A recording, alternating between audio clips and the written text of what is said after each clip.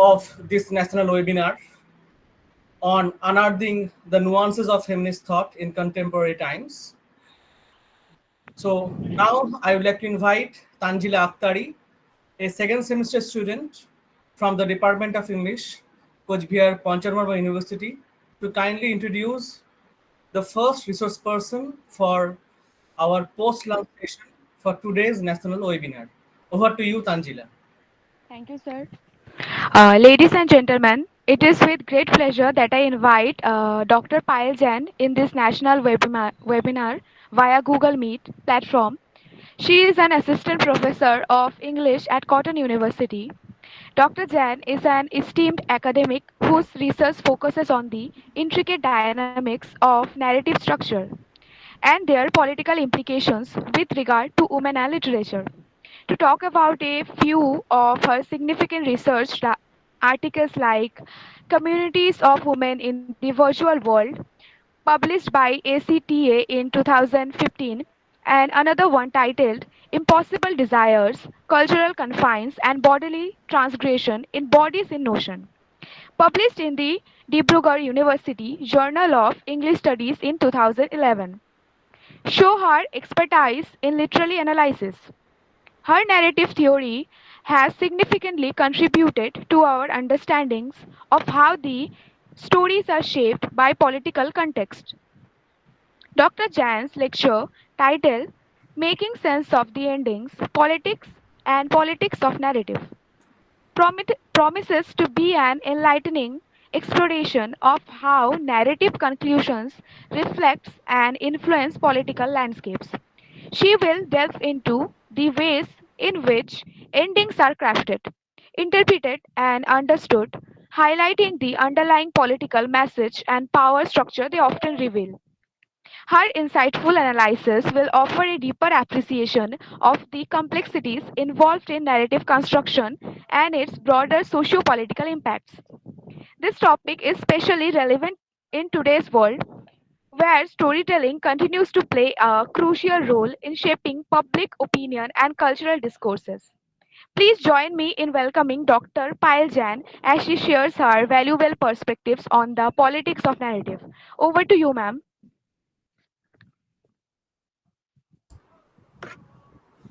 Thank you so much, Tanjila, for such a generous introduction. I am really elated, and I'm not very sure whether I will be able to deliver what you have promised your audience. Still, I'll try my best. And very good afternoon to all present here. I'm really grateful for your invitation. And straight away, I would like to start with my presentation. Please give me a moment. Okay, ma'am.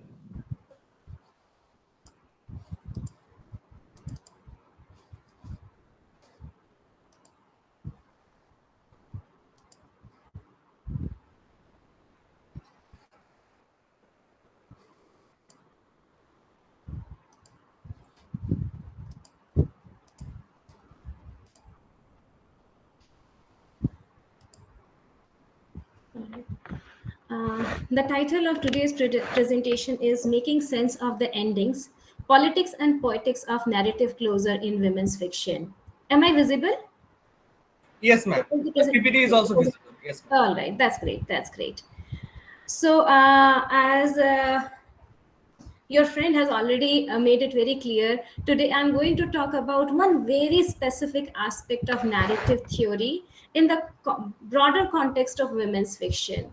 I know this is a very ambitious project, and 1 hour or maybe 45 minutes is never actually enough to talk about such a broad area. Still, I felt that for our PG students and research scholars, it's a very important issue that with which they should be familiar. Generally, when we talk about feminist theory, we talk about contemporary theory, narratology remains or slightly becomes a neglected area. And even if we talk about narratology, we simply pay attention to only a few aspects of narratology.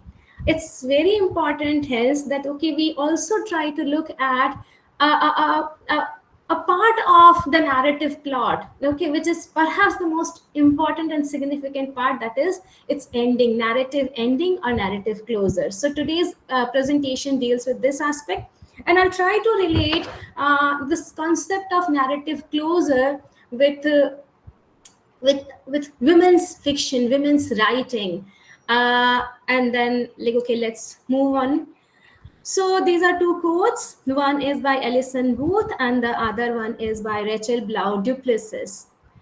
The quotes very clearly tell us that no point in narrative bears more weight than the ending. Okay, so the weightage here is that of the ideology, the weightage here is that of convention. And the second quote talks about how none of the conventions which are followed, be these the social conventions, cultural conventions, conventions of our like okay, our religious lives, or even so for that matter, narrative conventions. None of these conventions are neutral or purely mimetic or purely aesthetic. So the conventions within the narrative which are followed by the authors, these are heavily rooted in some amount of ideology, some kind of politics. So this is the structure of my presentation. And I start with defining narrative ending and narrative closure, the two terms which are generally used interchangeably. Even I'm going to use that, but then there is a subtle difference. Okay, there is a subtle difference. And in case you are like, okay, planning to write a paper around the idea of narrative closure or narrative ending, may make sure that you talk about this subtle difference. Okay, so I start with that. I move on to talk about the significance of narrative closure. Very briefly I give an overview of the critical discourses around narrative closure and narrative ending. Rather than giving an overview, I have just provided a list of some of the important works. I may share this like okay, a slide with all of you as well in case you are interested. Then I move on to talk about the genre, context, and variety of closures. What are the various kinds of closures which are generally Ma'am, available? ma'am, Yes. sorry to intervene. We can only see the first page, actually. Okay, that is that the case? Wait. Yes, ma'am. Yes, now it's fine, ma'am. Okay, ma'am. Now we can see that page. Okay. Okay, could you check this? The structure of the presentation was visible or not? Yes, ma'am. Now it's visible. Now it's fine, ma'am. Okay. All right, all right. And so I will not make it into the full screen mode. I'll keep it in this mode only. Maybe there is a problem about that. Is that okay? Yes, ma'am. Sure, ma'am. All right. So then I move on to talk about a very interesting debate in the field of discourses around narrative closure. That is the discourse around open and closed endings, okay, or open and closed closures for that matter. The like okay, the second part of my presentation directly deals with the idea of narrative and gender. I move on to feminist critique of narrative closure, closures in 19th century women's fiction, contemporary open-ended women's fiction, and the final part of my presentation deals with the narrative, okay, the narrative closures in Indian English women's fiction. So whereas like okay, quite a few studies and books are available around the narrative closure in the like okay, from the Western world, there is not even a single book length study on narrative closures so far as Indian English fiction is concerned, neither on Indian English women's fiction. So this is a sort of a gap, okay, which you some of you perhaps would like to fill up. Okay, maybe you can take up a project around this. So to begin with, okay, I start with the definitions: narrative ending and narrative closure. Is the screen visible? Yes, ma'am. All right. So when we talk about narrative ending, okay, this is a term which is particularly associated with the last definable unit of a work. It can be a section, scene, chapter, page, paragraph, sentence, or even as like okay, Alison Booth has titled her book, like her research work, the famous last words of a fiction. So when we talk about narrative ending, it is associated particularly with the physical last part of that narrative. On the other hand, narrative closure designates the point around which a fictional work reaches an adequate and appropriate conclusion and provides a satisfying feeling of resolution. So when we talk about narrative closure, it should, ideally, it gives us a sense of satisfaction. We have a feeling that this is the perfect way the story should have finished. There is no desire to know more. There is no dissatisfaction that, okay, certain things have not been concluded properly. So, ideally, a narrative closer, like, okay, deals with the sense of knowing the whole, okay, not missing out on anything significant. And in general, when we talk about the idea of closure, we have to also keep in mind that closure is not unique to narrative. So this is an interesting idea, and I thought I should propose, like, okay, put up this idea as well. Because if we think of narratives beyond the literary text, that is beyond the literary fictions, histories are also narratives. Okay, but then histories are without closure. Histories go on. Similarly, from the popular culture, you have soap operas. Okay, and I'm sure all of you know how soap operas go on and on without a closure. So, not that all narratives will have a closure. Okay, not even that. Like, okay, it's only narrative which have closures. Okay, um, a musical piece also has its own sense of closure. So be cautious that, okay, if only you're using the term closure, you use it specifically as narrative closure in the sense, like, okay, in the context of fictional works. When we talk about ending versus closer, ending and closer, their relationship, okay, we can easily note that whereas every fictional narrative has an ending, that is, the pages get over, okay, there will be one final sentences, but it may not have a definite closure. And I'm talking in terms of those modernists, those postmodern texts, which leave us with a lot of dissatisfaction, which leave us with a number of questions, which end with an ambiguous note, okay, and then closure deliberately is not provided, okay, and then there is a sense of empty closure for that matter. And the second thing that you have to also keep in mind that the narrative closure and narrative ending may not be may not be the same. While ending will remain the final words of the narrative, your closure may happen at another moment in the narrative too, okay, and I'm particularly talking in terms of, like, okay, the texts which start in medias res, okay, the texts which are slightly experimental, or some texts which work with double narratives, okay, and I have specifically in my mind Arundhati Roy is the god of small things right now. So now, to talk about the significance of narrative closure, why do we talk about narrative closure? Why is it so very important? Okay, we have to understand that narrative closures are important because these are those critical points which allow us to make sense of the action of a story, okay, the action of a narrative, a particular plot. Without narrative closer, we perhaps will never be able to identify the genre of a particular narrative.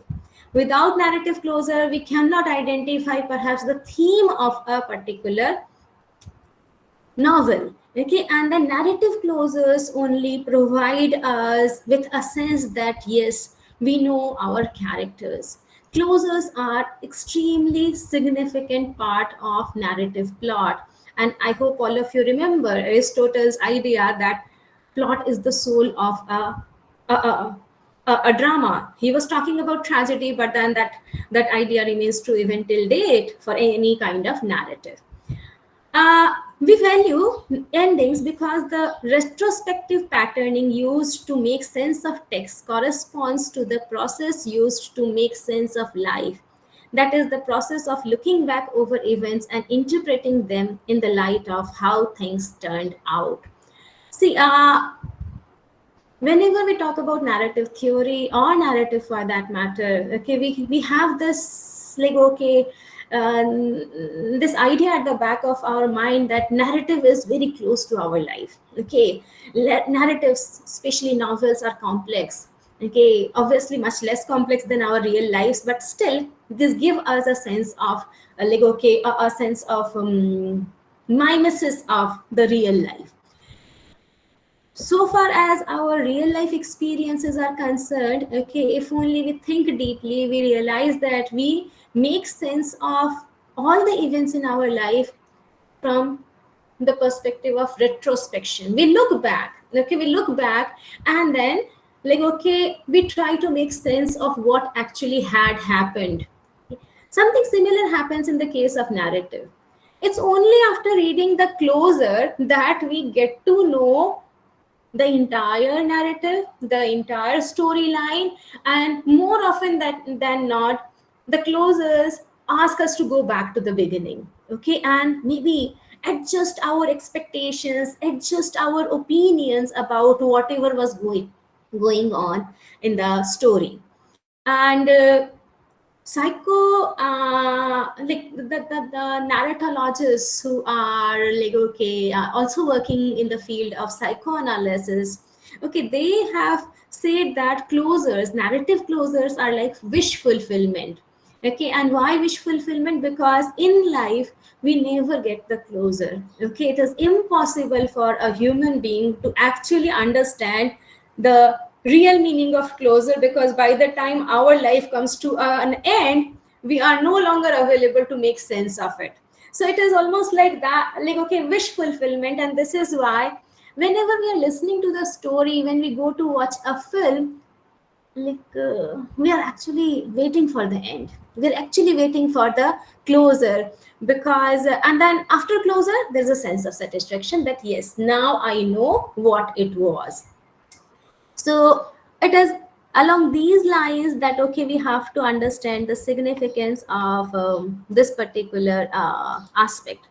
See, as I told in the structure of my paper, uh, I don't plan to give an overview of the critical discourses around narrative closure.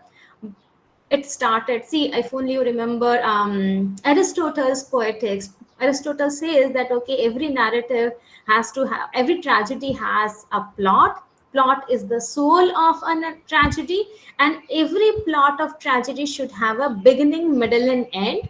The end should be such that it gives us a sense that after this nothing happens.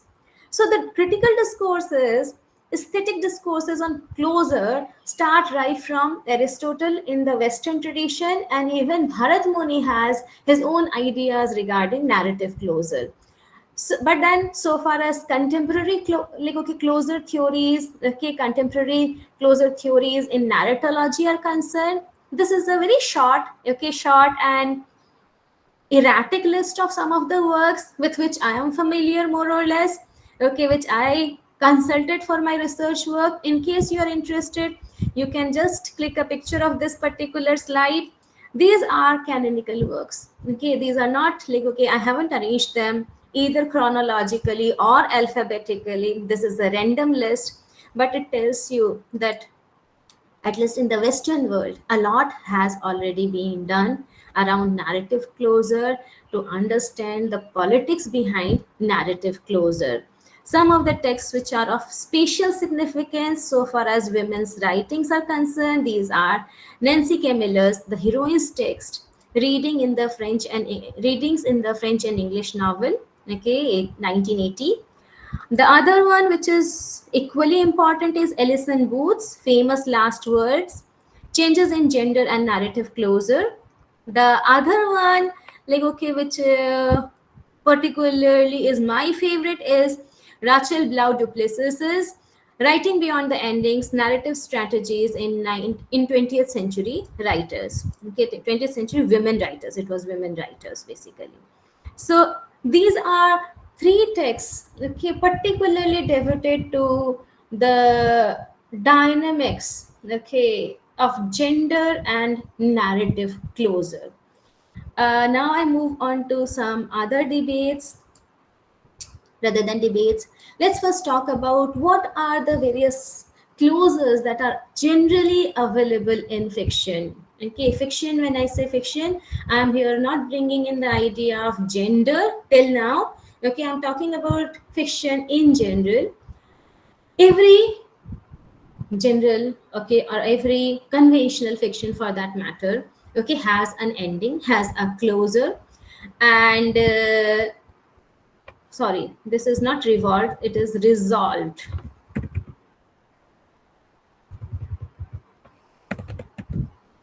Okay. So the first kind of closure generally we come across is the resolved kind of closure, tied closure, closed kind of endings. Okay, it refers to those novels where you have a beginning, okay, a very clear cut beginning. You have the complications developing in the narrative, and towards the end, almost all the threads are tied together. Once you finish the novel, you have a sense that yes, this is how it should have finished. This is how, like, okay, now I know more or less about everything about this particular narrative, and the themes are brought to a certain kind of conclusion. On the other hand, in certain unconventional novels or fictional works, we have unresolved, ambiguous, or so-called open endings. Okay, and while the closed endings have always been regarded as very conventional, open endings have been celebrated and endorsed by many critics.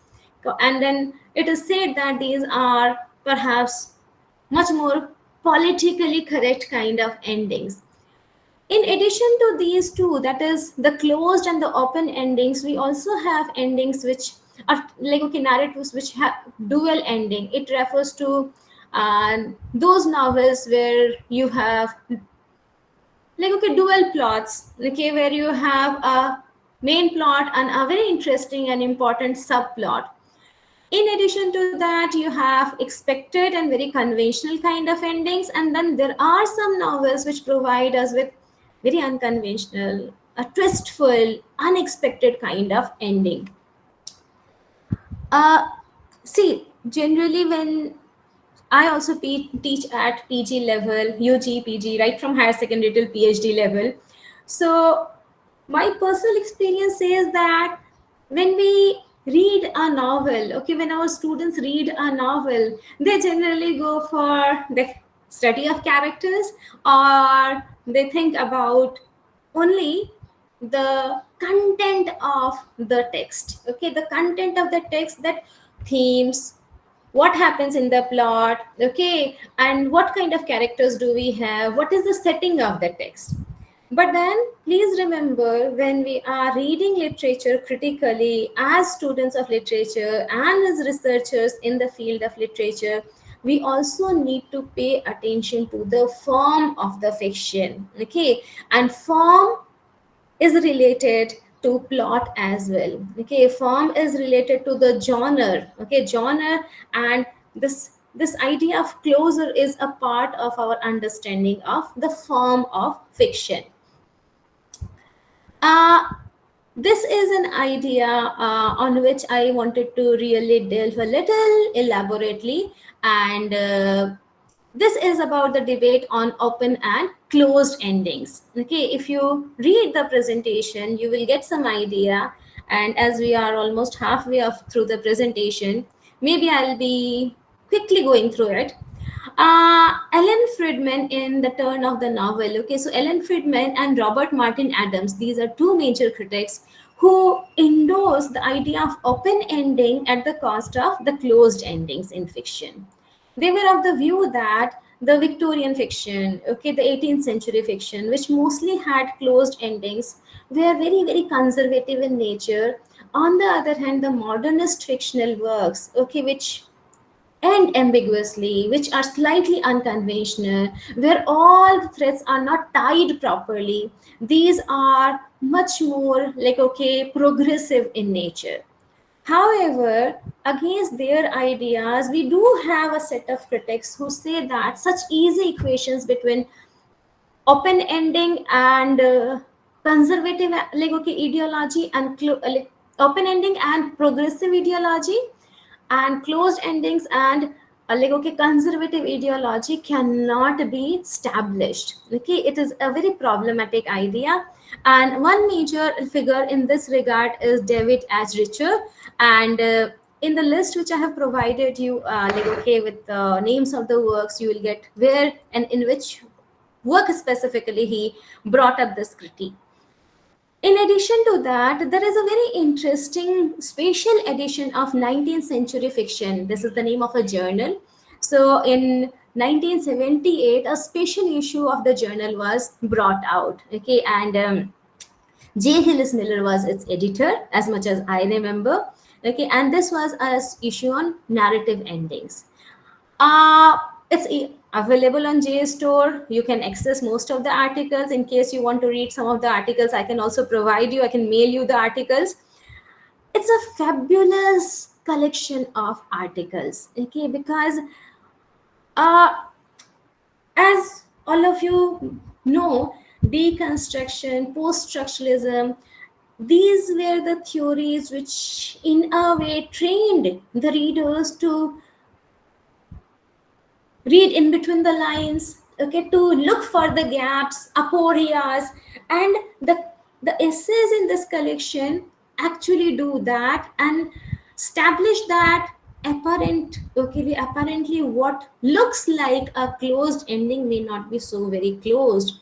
Okay, and while whatever seems to be an open ending, an ambiguous kind of an ending, may not be so very ambiguous.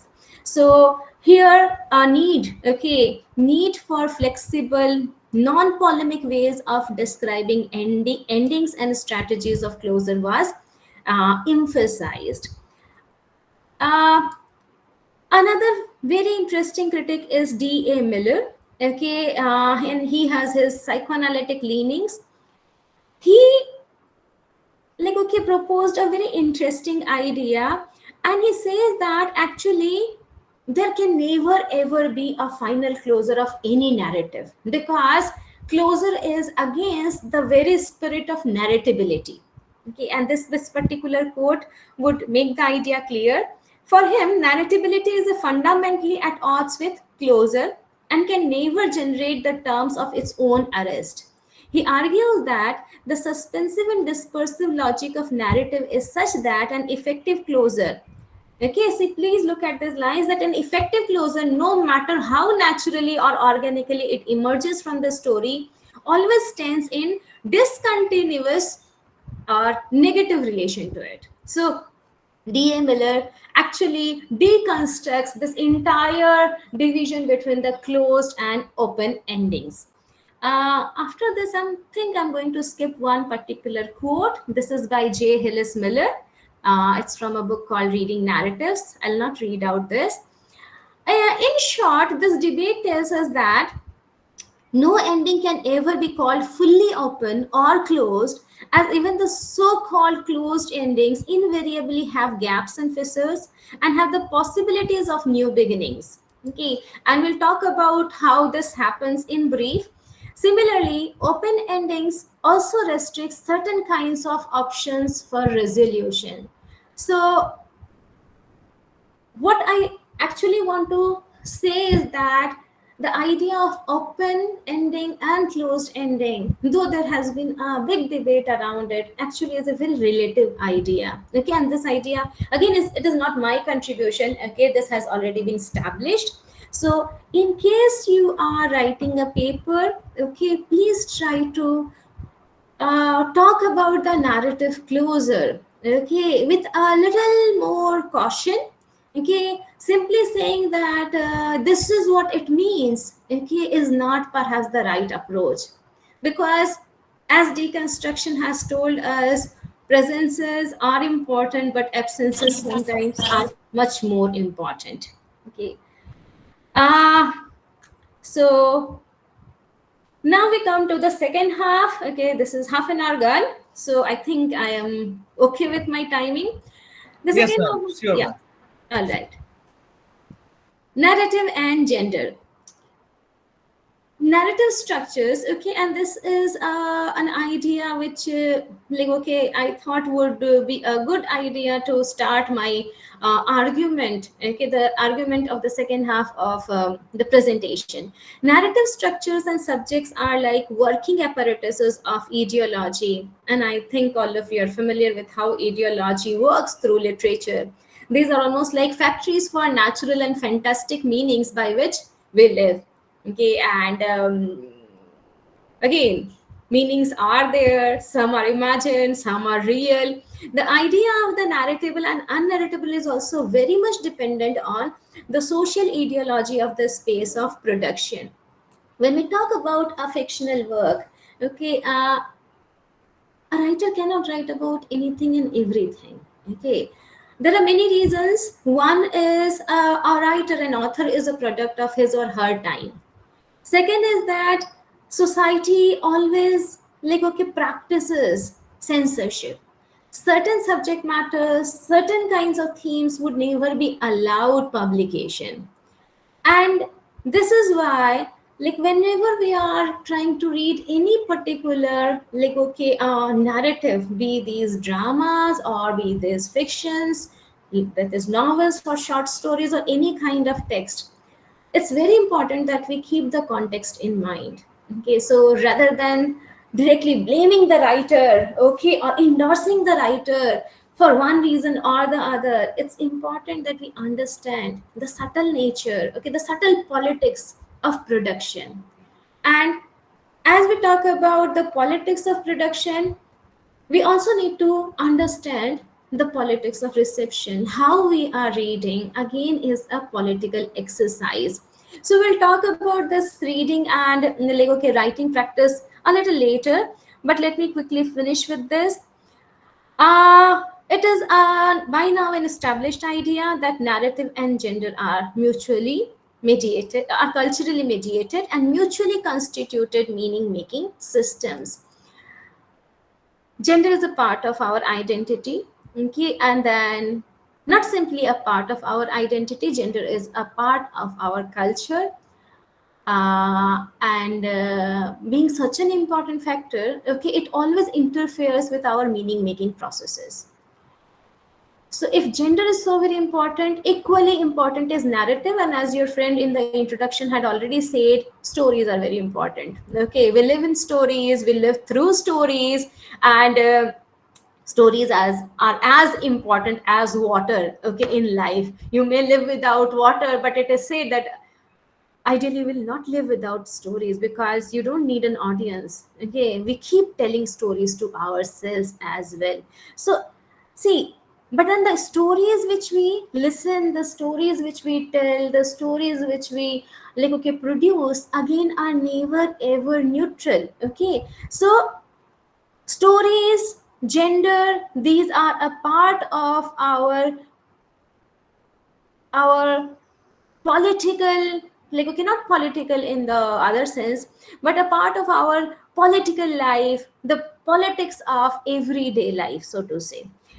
Narratives are defined through gender and gender is defined through narratives. I think idea is again very clear that you don't have a gender neutral kind of a narrative. Even if a generic term is used, gender would always come in play in almost all kinds of narratives. And we have to understand that a very close connection is always there between the form and content of a narrative and the gendered world in which it was produced and consumes. Okay, not simply consumed, but it is getting consumed. uh, as I had already said that, okay, that there is a lot of discourse around narrative closure in general. Feminist literary criticism also, or feminist literary critics have also paid a special attention to narrative closure, because it is as the first quotes in my presentation pointed it out. Okay, narrative closure is that part of the story world within the narrative where convention has utmost power. Why this idea is important? Because see, when we talk about women's narratives, women's writing, okay, we expected them to be unconventional. Okay, we expected women to write the other side of the story. Otherwise, men had always been writing stories. Okay, narratives were their prerogative. So when women write, they are expected to write about things which are the experiences which were marginalized. They were supposed to write about the dreams which never got recorded. Okay, and then like okay, tell the story from their own perspective, that is feminine perspective, okay, the female perspective, for so to say, or even feminist perspective. And all these ideas are very much against the social conventions. So now like okay, narrative closures become a very interesting like okay issue for the feminist critics, because that is where convention is going to rule, okay, even in women's narratives. There are quite a few studies, but then the first and the most famous study regarding the clauses, the reading of the clauses, okay, in women's writing is by Nancy K. Miller, and the text is called, and it's a very famous work. It's I think easily available online also.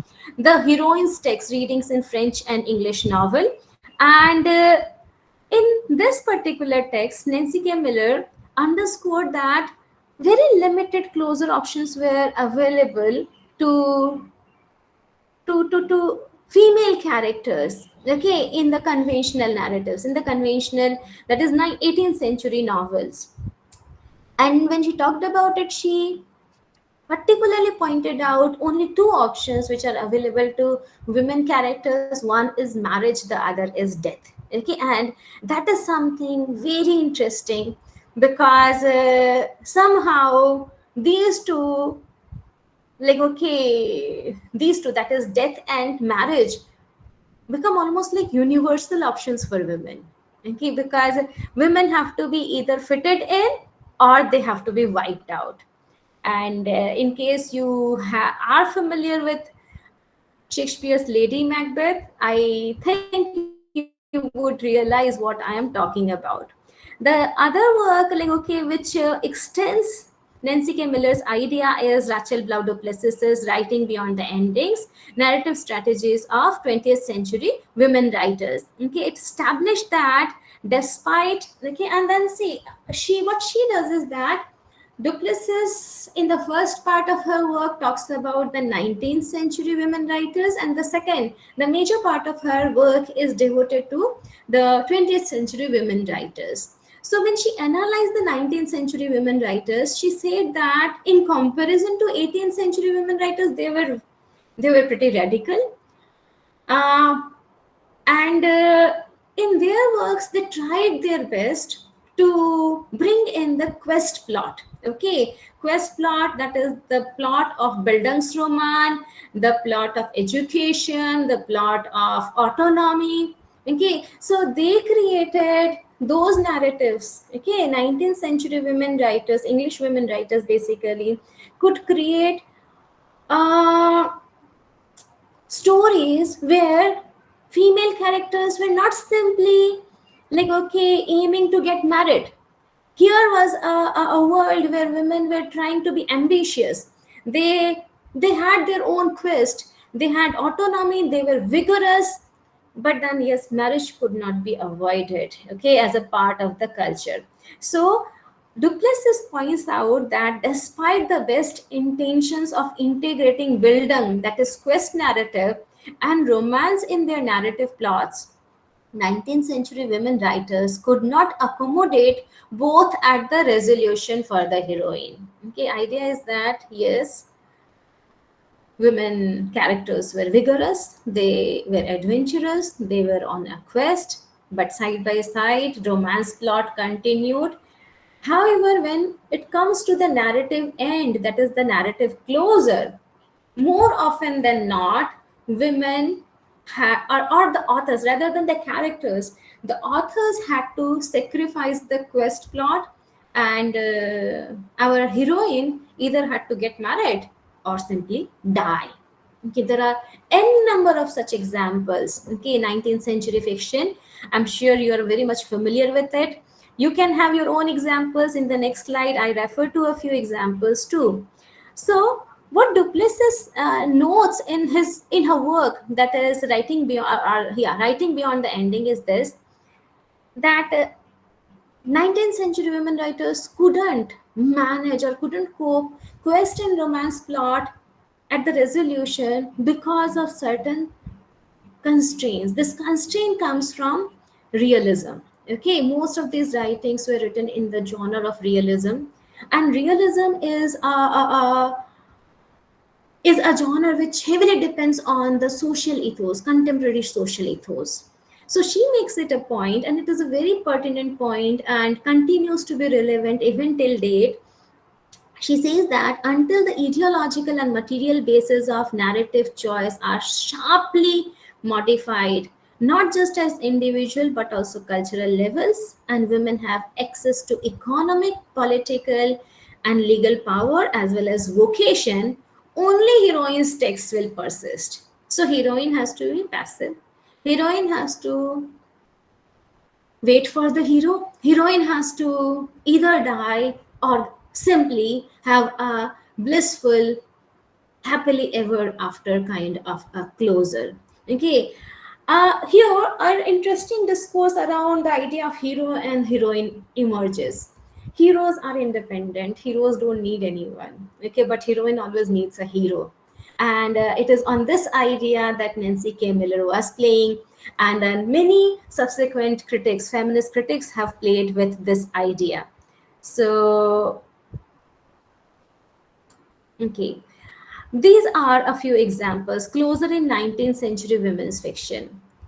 It has been said that the struggle between the middle and the end, as I was telling you, that many women writers of the 19th century, they tried to bring in the quest plot as well, the Bildungsroman plot as well in their narratives, in their fiction. But towards the end, they had to sacrifice. So there was a struggle. Okay, it doesn't look okay that why such a vigorous, such a strong-willed female character would finally become somebody who is very feeble, very passive, or or suddenly changes her character. But it had to be done. Okay, it had to be done because of the conventions. So, it has been said that the struggle between the middle and the end, quest and love plots, and female as hero versus female as heroine are very crucial in 19th century fiction, which mostly had closed endings. Okay, so we are not talking about because this was not a tradition. 19th century women's fictions are mostly closed ones, and some examples have been given. uh, See, Elizabeth Barrett Browning's Aurora Leigh. I know this is a work written in verse, but then it is again a fictional work, okay, semi-autobiographical fiction. Aurora Leigh, Jane Austen's Emma, Charlotte Bronte's Jane Eyre. If only you are familiar with any one of these, or maybe all of these, or some of these, you will realize that heroines here are very interesting. Okay, they are not passive. In the case of Aurora Leigh, it is a celebrated feminist text because for the first time in the history of English literature, a woman writer was actually actually promoting the idea of vocation. Okay, vocation, that is a sort of a profession for women. Okay, very interesting idea. So till a particular point of time, the narrative goes really well, it's almost inspiring, but then towards the end, the character, the strong female character is flattened. Okay, because her creative work becomes an instrument that leads to a romantic union. Okay, and then we are never told about her career as such later on. Something similar happens in Emma, the one who is almost like an improper masculine woman. Okay, who is always busy finding matches for others. Okay, who is strong-willed, strong-willed, vigorous, non-compromising kind of a female character, suddenly is made to feel that maybe she was harming herself, okay, by finding matches for others but not for herself. And the narrative closes with an indication of her marriage. Jane Eyre, its closure is again very problematic when Jane, who could have a career of her own, who could be an independent kind of a persona, okay, because of her experiences, someone who is very grounded, okay, this Jane Eyre finally utters the words, readers, I married him, okay. She marries Rochester, who now depends on her. So what we see is that all these are like, okay, so-called unconventional female characters are brought back to the fold of marriage. Okay, marriage, the marital life, which obviously, like, okay, is very close to confinement. Okay, because once in the Victorian culture, if only we think in the context of the 19th century, if we think, okay, marriage meant home. Okay, and then once you are confined in the home, okay, the world is not generally, the world generally is not available. But when we look at these texts from this perspective, that these texts like Jane Eyre, Aurora Leigh, or Emma, or for that matter, Pride and Prejudice, celebrate the idea of this destiny that, okay, the best, like, okay, destiny for a female character is marriage. Okay, if we look at it as a very closed ending and as a very, very conventional kind of a work, critics like Ellison Booth, Duplessis, in their readings, and like, okay, in many of the other readings of their associates, they have found that even these conventional texts, okay, mm, do contain the traces, the voices and forces which are in excess, okay, which are almost like the gaps and aporias, which open up the text for critical reading, okay, which will just flare up if only we pay attention to them. Just like Bartha Meshan, okay, could simply break down or maybe undermine the entire Jane Eyre narrative. Okay, yeah, Jane Eyre narrative. Similarly, like, okay, paying close attention to the words, the phrases, okay, the structure of the last few pages can expose the the gender, the sexual politics of these texts. Okay, and this is what is called a critical rereading. We have been reading these texts from a very conventional perspective, but then the same text may be reread, okay, as resistant readers, as critical readers, and then various kinds of devices may be used to open up the closed endings. uh, so while marriage was one option, the second option that is available to 19th century women's fiction is death. And death comes to a female character when energies of selfhood, often represented by sexuality, are expanded outside the terrain of marriage or valid romance through adultery, loss of virginity, or even suspected impurity. So anything to do with active female sexuality cannot be accommodated within the social fabric of the society. The women who cross the boundary, the women who transgress the rules and regulations of sexual behavior must die. Okay, must die. And George Eliot's Mill on the Floss, Kate Chopin's The Awakening, Edith Wharton's The House of Myth. See, I know that this is a 20th century text, but then it falls very much within the 19th century tradition. This is why it is here.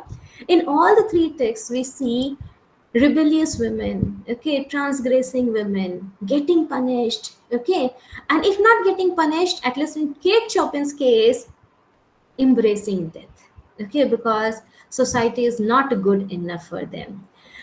uh See, so in a way, even these endings are not very inspiring.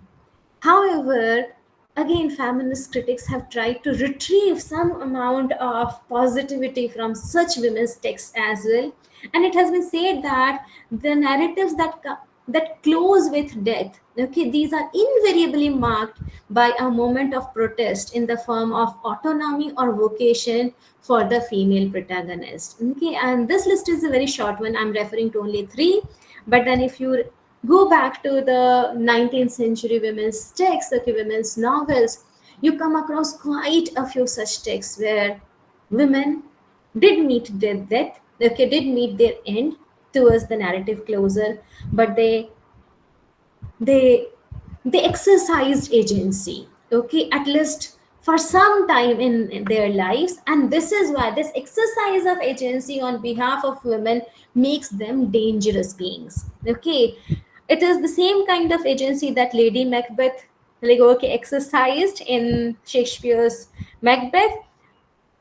And Macbeth could not be Macbeth without Lady Macbeth. Okay, and then Macbeth could not be Macbeth if only Lady Macbeth had been around. This is why she had to be erased. Something similar happens, okay, in the case of 19th century women's fiction.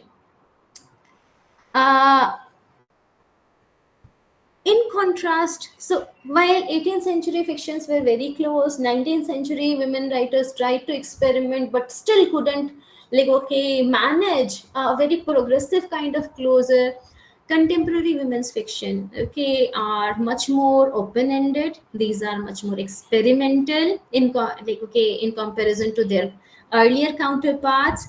And I refer only to three texts here: Mrs. Dalloway, Old Morality, and White Sargasso Sea. See, like, okay, as time is short, I'll skip this part. Okay, I'll rather than skipping, I'm just going to briefly talk about this part. Virginia Woolf, I'm sure all of you are familiar with. Okay, and even like, okay, Jean Rye's White Sargasso Sea, which is a retelling of like, okay, Jane Eyre. These texts actually are pretty unconventional. Try to, like, okay, think of Mrs. Dalloway. It is not a marriage plot. She is very unheroine like a heroine. Okay, she is middle aged, already married, and, like, okay, what Virginia Woolf does is that she creates a plotless kind of a plot. Okay, everything happens just during one day, and the narrative is given a very ambiguous kind of an ending. Septimus dies, Mrs. Dalloway survives. Okay. When we come to such endings, okay, and when we come to endings like, okay, or texts like Old Mortality and White Sargasso Sea, in these two texts again we see how our protagonists are very suspicious of the institution of marriage. Okay, these are the ways how 20th century women writers, contemporary women writers have, like, okay, tried to deal with, like, okay, the established, the accepted kind of structures. And the best part is their narrative closure, okay, which is abrupt at times, which is very vague at times, or there are times when simply the narrative ends without a closure. And these practices by women writers again have been celebrated and endorsed by many women writers, many feminist critics. Now, to come to the last part of my presentation, these are some reflections on Indian English women's fiction. These are purely my observations, because such works are, like, such a work is not at all available as much as my knowledge goes. So when we talk about Indian English women's fiction, these are mostly in the realism mode, okay, and have worked around the theme of marriage and family. You can think of Nantara Sehgal, then Kamala Markandeya, Shashi Deshpande, Anita Desai. These were the earlier, like, okay, set, okay, or Bharti Mukherjee, anyone you can think of. They have mostly worked around this theme. Like, it is a favorite of Indian English women's fiction. And when they deal with the themes of marriage and family, obviously they provide a very, very sharp critique of patriarchy. Okay, the double standards which are propagated by patriarchy. They talk about the frustration of female characters, okay, the abuse that they have to go through, okay, their sufferings, their sense of alienation, their, like, okay, their thirst, okay, for identity and autonomy. See, that is such a great job done by, like, okay, women writers to tell us the other side of the story. However, okay, the story remains the same. The story remains the same in the sense that narrative closures again do not provide us any, like, okay, any significant like progressive moment. So, Cry the Peacock, if only you think about Anita Desai's Cry the Peacock, Manju Kapoor's Difficult Daughters, or Sashi Deshpande's Dark Hole No Terrors. Okay, different timelines, still talking about the same issues. The narrative closer either is death or attunement or negotiation within the existing codes of society.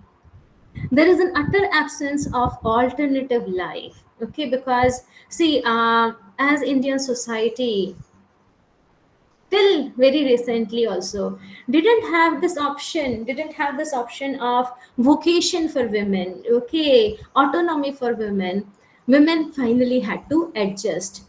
So this is just one part of my argument. The second part of my argument, and it is like, okay, sort of a progression on the nature of, or the, like, okay, thematic concerns of Indian English women's fiction since the 1980s. It has been seen that Indian English women's fiction started getting fascinated by rebellious women. Okay, rebellious women who would openly challenge the sexual and ethical codes of patriarchy. And there is a long list of such writers, right from Namita Gokhale to Shobha De, Arundhati Roy, and Anita Nair, Gita Hariharan. You have a very, very long list of such writers. Most of these novels, okay, most of these, like, okay, texts have a female protagonist, okay, who transgresses. And there is a particular reason, there is a validity of that transgression. Okay, there is an attempt to give voice to active female sexuality, and in a very powerful way. However, narrative closer again, like, okay, demeans this entire discourse.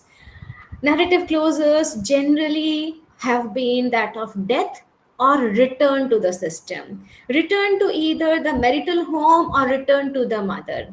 However, neither death nor the returns actually can be seen as a very positive kind of politically correct closures. So therein lies the critique. But at the same time, I would like to say that, like, okay, these closures somehow, like, okay, don't demean the significance of these narratives, especially, say, for example, God of Small Things. This is my personal favorite. So it is a very fascinating text which undercuts all aspects, or quite a few aspects, of patriarchal capitalist society. Okay, and we hardly have any other women's text, okay, of that stature. But then Ammo's death, okay, Ammo's death was pretty depressing. But then, as again, like, okay, see, this is what critics can do. Critics can reread, critically reread, okay, and reread. So critics have said that Ammo's death is a statement. It is a statement on the unbearable nature of contemporary society. It's a critique of patriarchal society. So, the same death, which can be seen as defeat, may also be read as a critique. And that is what you have to understand as critical readers. When you are reading any women's text, try to understand its politics. A lot actually depends on the readers too. Writers have written, the narrative says something, but then as readers, you are also equally powerful. It depends on you how you would like to make sense of the text. Uh, this is the last part of my presentation. In the contemporary times, however, many women writers have been able to write beyond the ending. Writing beyond the ending is a term which I borrow from Duplessis. She talks about how writing beyond the ending means, like, okay, going for innovative narrative strategies, and being able to surpass, okay, being able to surpass conventional kinds of clothes. And I give example basically of these two texts, Anita Nayar's Lady Scoopy and Shashi Deshpande, who wrote pretty conservative novels earlier, are one of the latest ones, In the Country of Deceit. Both are fascinating works, okay, and they steer clear of the defeating death or happily ever after kind of closes. I'll simply read out this, rather than rather than happily ever after kind of closes. Here, textual closures often leave the protagonist alone, stripped of roles and illusions, including the illusion that feminism is the cure for all else. See, this is also very interesting. How feminism features in women's fiction. Feminism actually, in a flat way, cannot be the solution of all the ills of the society. Okay, feminism has to be adapted, and reworked upon. Okay, to deal with real life problems, pointing towards a yet to be determined future. Okay, and that is where the open ending is very clear. Okay, these open endings illustrate a female subjectivity which is positional, provisional, and subject to change. See, our society is such that we cannot expect equality, at present. Society is still very, very heavily patriarchal in nature. Because these texts are pretty realistic in nature, uh, and the fact that, okay, yes, gender dynamics in our society are changing, Indian women writers have been able to write different kinds of narratives, newer kind of narratives, narratives which go beyond the traditional ending. Okay, and I will conclude by just simply saying that, see, and this is another text which is my favorite, The Color Purple, Alice Walker's The Color Purple, which to a great extent is realistic, and its closer though is close, but is such an emancipatory one. Okay, there's a lot of critique of its closer as well.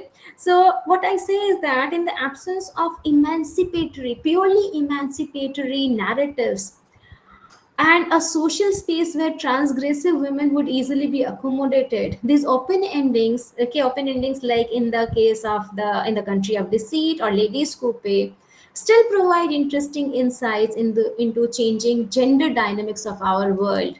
Okay, and that is something which we have to understand and appreciate.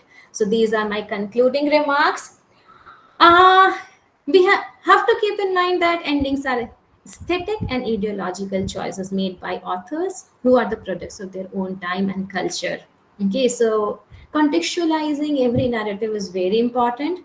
While there is no doubt that narrative closures in women's fiction have changed remarkably over the time in the Western world, in the Indian tradition, a simple equation between the nature of a narrative closure, that is either it is open or closed, and its political potential would be wrong, because though God of Small Things is a closed narrative, okay, it is still very, very emancipatory. And finally, as any literary text is open to interpretation, and here I call upon you people to exercise your power as readers. Paying attention to narrative closure can be an enriching way to understand the complex interaction of gender, genre, contexts, authors, readers, and characters, where none is free from the influence of the other. So that's all from my side. Uh, I hope I was able to, yes. Okay. Thank you, ma'am. Thank you so much. Your talk was very insightful, and I guess each one of us was very much engrossed in the presentation. So now I would like to invite the audience. If you have any questions, any queries, any comments, please go ahead. Shagor, Bhaktinath, Papia, and any one of you, if you have any questions, please. Yes.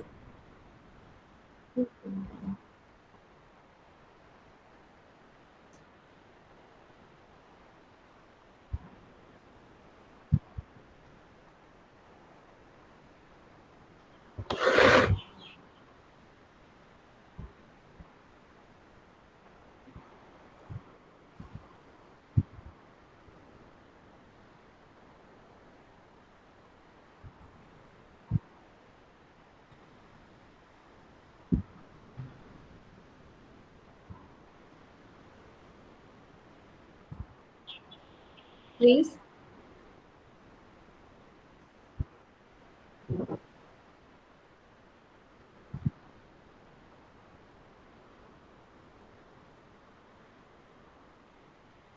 Mhm.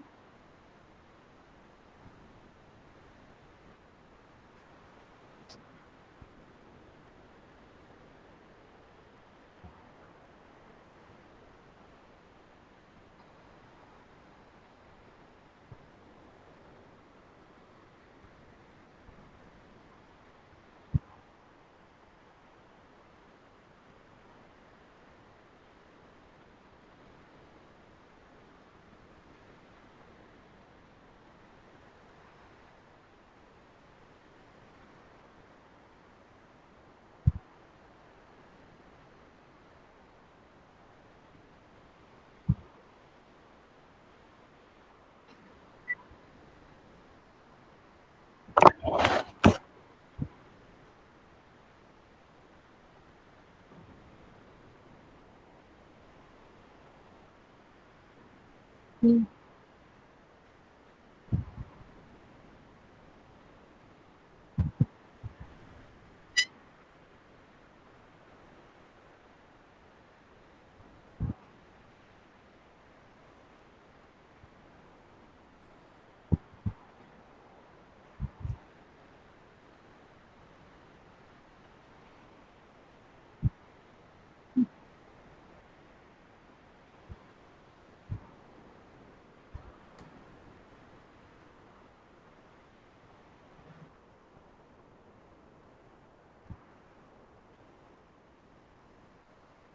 Mhm. Mhm.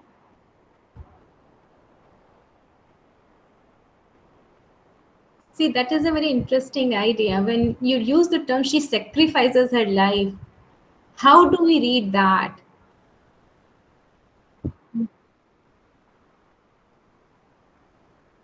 An assertion of autonomy. I'm sick and tired.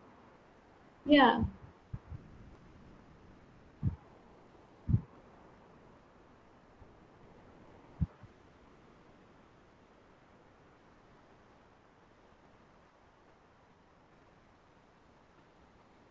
possible. Because you have hundreds of versions of Ramayana, because you don't have simply one Ramayana. Yes? Yeah.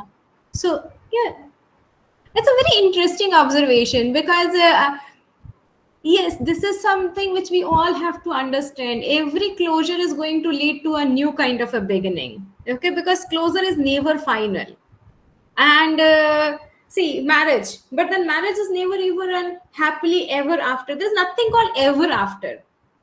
So yeah, you are very correct, and I'm really happy to see your observations and the way you try to relate my ideas or whatever I proposed. And your poem was beautiful, though I don't understand Bengali fully. I can make sense of it. Okay, so Tagore's poem. Yeah, yeah, Tagore's poem. So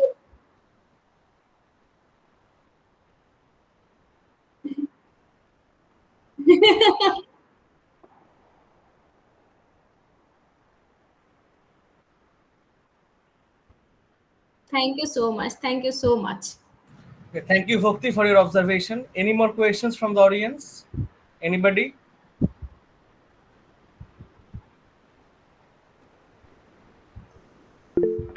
Okay, Rocky has raised a hand. Rocky, please ask. Carry on. Ma'am, uh, Hmm. at first you have mentioned that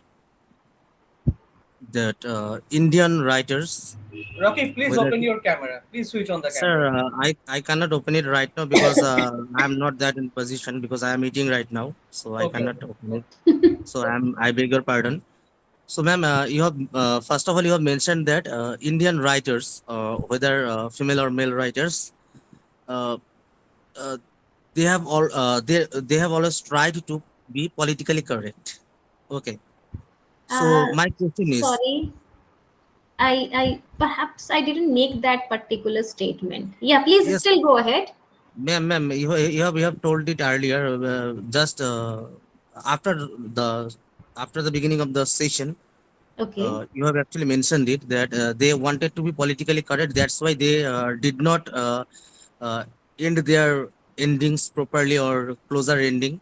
They tried to make it open-ended narrative or not closer-ended narrative. So why they always wanted to try to be open-ended, where they actually writers, I can name few writers who actually always promotes their agendas, propagandas, whether they are left-wing propagandas or right-wing propagandas, whether it is Girish Karnad, Arundhati Roy, you have mentioned Arundhati Roy, Girish Karnad, and Kamala Das, to various writers, Utpal Roy.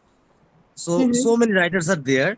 Actually, they have promoted their political ideas through their statements, but even Jayanta Mahapatra also. But why they did not why they did not try to mention that in their writings through close endings, that I am promoting this agenda only, whether they tried to have whether they tried to do their business through it. I am calling it business because they wanted to gain attention from the wider audience from the around the world, whether they Mm-hmm. tried to gain audience or readers from the world, or they wanted to show the world that we are neutral, we are not actually promoting any propagandas, but in reality they actually promoted their own propagandas or agendas. So what do you think, what actually they tried to showcase through their writings or through their statements? Because in their statements they were politically, they're supporting any ideology, but in their writings they were their writings were open-ended, or they were open-ended. They did not promote any close endings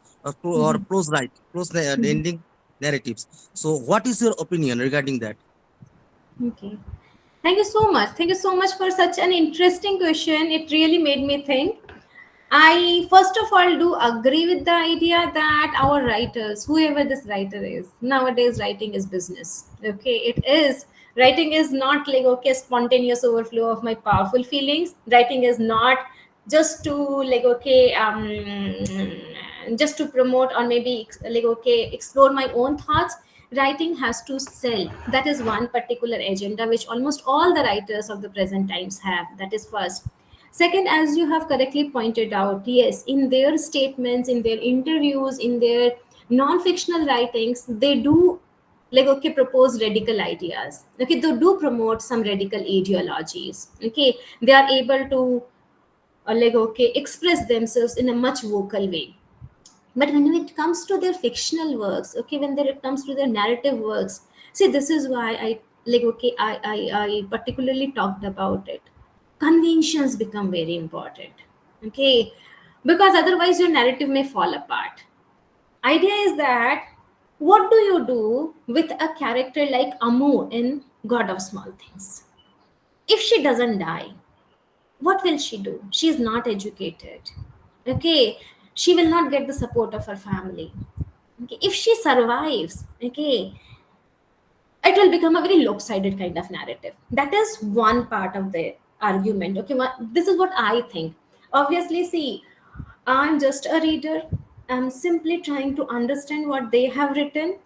The writers may have their own positions, they may have their own particular personal like okay reasons why they wrote certain kinds of narratives and not the other kind. But then like okay, this is one part of the argument: convention, realistic genre, alright. And then as you rightly pointed it out, see, mm, tragedies sell better than the happy endings. My personal observation. Okay, sometimes I feel that okay many of, and then see, if you make a rebellious, a transgressive woman survive and do really well in life and be happy, it may become a scandalous kind of a narrative for a conservative society like ours. So you create those vigorous women, but get rid of them at the end. The safest way. Okay. And this is what I have found repeatedly. See, my PhD, some around 10 years back. Okay, 10 years back, I finished my PhD. So my PhD was around the paradox of writing the body, this rebellious women. And frankly speaking, it was so depressing to see such narratives, because narratives shape our expectations, our identities, our aspirations. And what kind of narratives were being produced? that okay, you cannot be a desiring woman, you cannot be a sexually active woman, you cannot be an autonomous woman. So this is one part of the story. But then another thing which I didn't touch upon in my presentation, I'm sure all of you are also familiar with another kind of a genre called chick lit. Popular, okay, popular fiction, mostly by women, about these independent young women who are earning, who want to have fun in their life. These are again very different kind of, like, okay, nuanced narrative. Popular, still making a political statement. So you do have a variety. My presentation was a very sketchy one. I confess that it was just trying to open up certain ideas, certain discussions. But yes, you are correct that most of the writers have not been able to break the barriers. They have not been able to write beyond the conventional endings. So why? I think you have answered yourself that okay, market is one particular issue. Second, perhaps, is like okay, narrative conventions. And if there are any more, we need to explore them and maybe talk to the authors also. Thank you, ma'am. Thank you. Thank you, ma'am. Yeah. Okay, so So, thank you so much, ma'am, for your talk, for most joining welcome. with us. Now we will move on to our final deliberation. Now I would like to invite Pradipta Chakraborty to kindly introduce our final resource person for today's webinar. Over Okay. to you, Pradipta. So may I leave? Yes, ma'am. Okay. Thank you But you so can, much. but you can stay here for the next session if you are free. I'm so sorry. I have some urgent work. This is Okay. Saturdays are always very busy. Okay, ma'am. Yeah. Thank you, ma'am. Thank you again, Thank ma'am. you so much. Okay. Bye. Bye. Over to you, Ladies and, Pradipta. ladies and gentlemen, it's a distinct honor to welcome Dr. Suranjana Choudhury in this national webinar via Google Meet platform. She is an assistant professor of English at Northeastern Hill University. Her research interests include women's studies, partition literature, fiction studies. Dr. Choudhury is a distinguished scholar whose research focuses on the rich and diverse literary traditions of Northeast India, with a special emphasis on women's writing. Her recently published book is titled A Reading of Violence in Partition Stories from Bengal, which came out from Cambridge Scholars Publishing, United Kingdom 2020. Her lecture, titled Multiple Peripheries, Representations and Negotiations in Women's Short Fiction from Northeast India, will offer a profound exploration of the unique voices and experiences of women from this region. Her book, Reading of Violence in Partition Stories from Bengal, and her journal, Secular Families, Communal Violence and the Question of Women's Honor in Select Partition Narratives, sheds light on how these narratives navigate the complexities of cultural identity, marginalization and resistance. She has received the short-term research grant from Charles Wallace India Trust to visit the British Library, London, 2022 to 2023. Through her insightful analysis, Dr. Choudhury will illuminate the ways in which women writers from Northeast India articulate their realities and negotiate their places within broader societal frameworks. Her lecture promises to enrich our understanding of the intersections between gender, geography, and literature, and to highlight the powerful role of women's short fiction in challenging and redefining dominant narratives. Please join me in extending a warm welcome to Dr. Suranjana Choudhury as she shares her expertise on this compelling and significant topic. Over to you, Suranjana ma'am. Am I audible? Yes, ma'am. Oh, because the network is a little unstable here in for since the last few days, because especially because of the cyclone that had happened last week. So I hope that the network doesn't snap off in the middle of our discussion. Thank you, Pradipta, for this very kind and generous introduction. And Thank I you, would ma'am. also like to note my thankfulness and appreciation for Dr. Shoykot for having me here.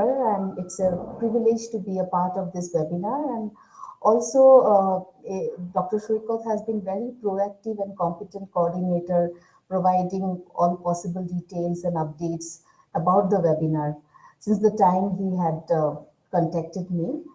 And I'm very happy to be here. As you see that I'll be speaking essentially on women's short fiction and female subjectivity, talking about marginality, talking about subjugation, etc. And Dr. Shoykot, I had shared with you a few PowerPoint Yes, ma'am. slides. I'm sharing the screen, ma'am. Just 1 second, ma'am. Yeah, yes, okay, thank you.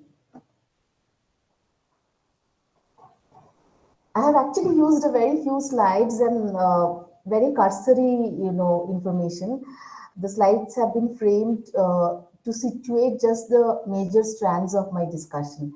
As I proceed, I hope you'll be able to comprehend this. Okay, I Okay, hope the slide is visible. Everybody, is the slide visible? Yes, it is. It is. It is. We can Yes, see. ma'am. Please, ma'am, carry on. okay. Okay, let me start this discussion with a personal experience that had happened around this year itself, around I think January or February. I was in Bangalore and I had boarded a Uber cab.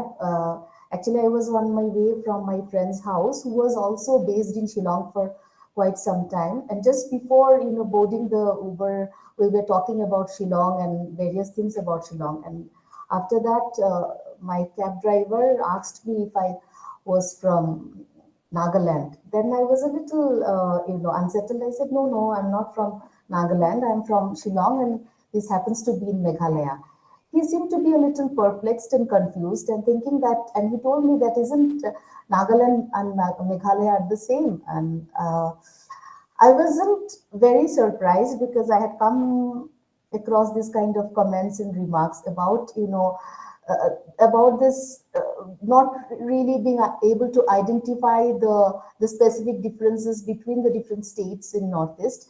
So I just stopped there, and I didn't want to stop. I didn't want to intervene and explain to him as to about the fact that the Nagaland and Meghalaya are different states, and it's not just about Northeast.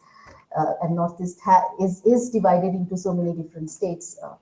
Anyways, I wanted to use this particular personal account as an entry point of my discussion. Uh, Dr. Shoykot, can you use the first one, the first slide? I mean, not the Yes. title. Yes. As you can see that I have divided, these are the major strands of my discussion, the broad premises of my discussion. In the first part, the first segment, I try to give a little bit of insight into the problematics associated with the concept and of Northeast as a category of representation, and how it is being perceived as a homogeneous category of analysis. Then I'll move on to a little bit of discussion where I'll talk a little bit about the writings from India's Northeast, different kinds of writings, especially focusing on the Anglophone writings, and also the oral nature of the writings, the orality that is palpable in many of the writings. And then the main segment will be devoted towards discussing a few of the short stories, representative short stories, and also, about the women's writing, the strands of women's writings, especially specifically focusing on the short fiction, the short stories as a genre. Now, if you look at, can you have the next slide, please? Yes.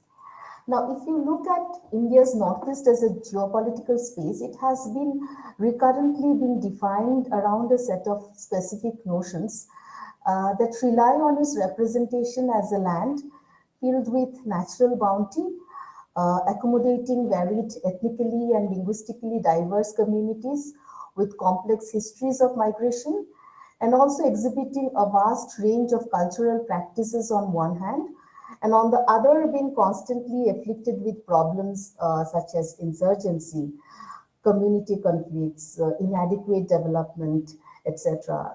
I mean, very often Northeast is part of the news headlines, television news or print news headlines because of these reasons. Especially, say, a few years back, this was obviously the case. Things have changed in the recent past, though.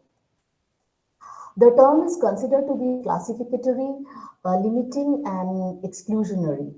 Now, using the term Northeast to designate such a large area can be actually misleading, as it implies that the entire region is a homogeneous one, which is actually far from the truth. Something perhaps, I mean, when I started my discussion, I was telling you about this personal experience of mine. So it is very relevant to argue here that the Northeast as a category of representation is not primarily a homogeneous and uniform category for investigation.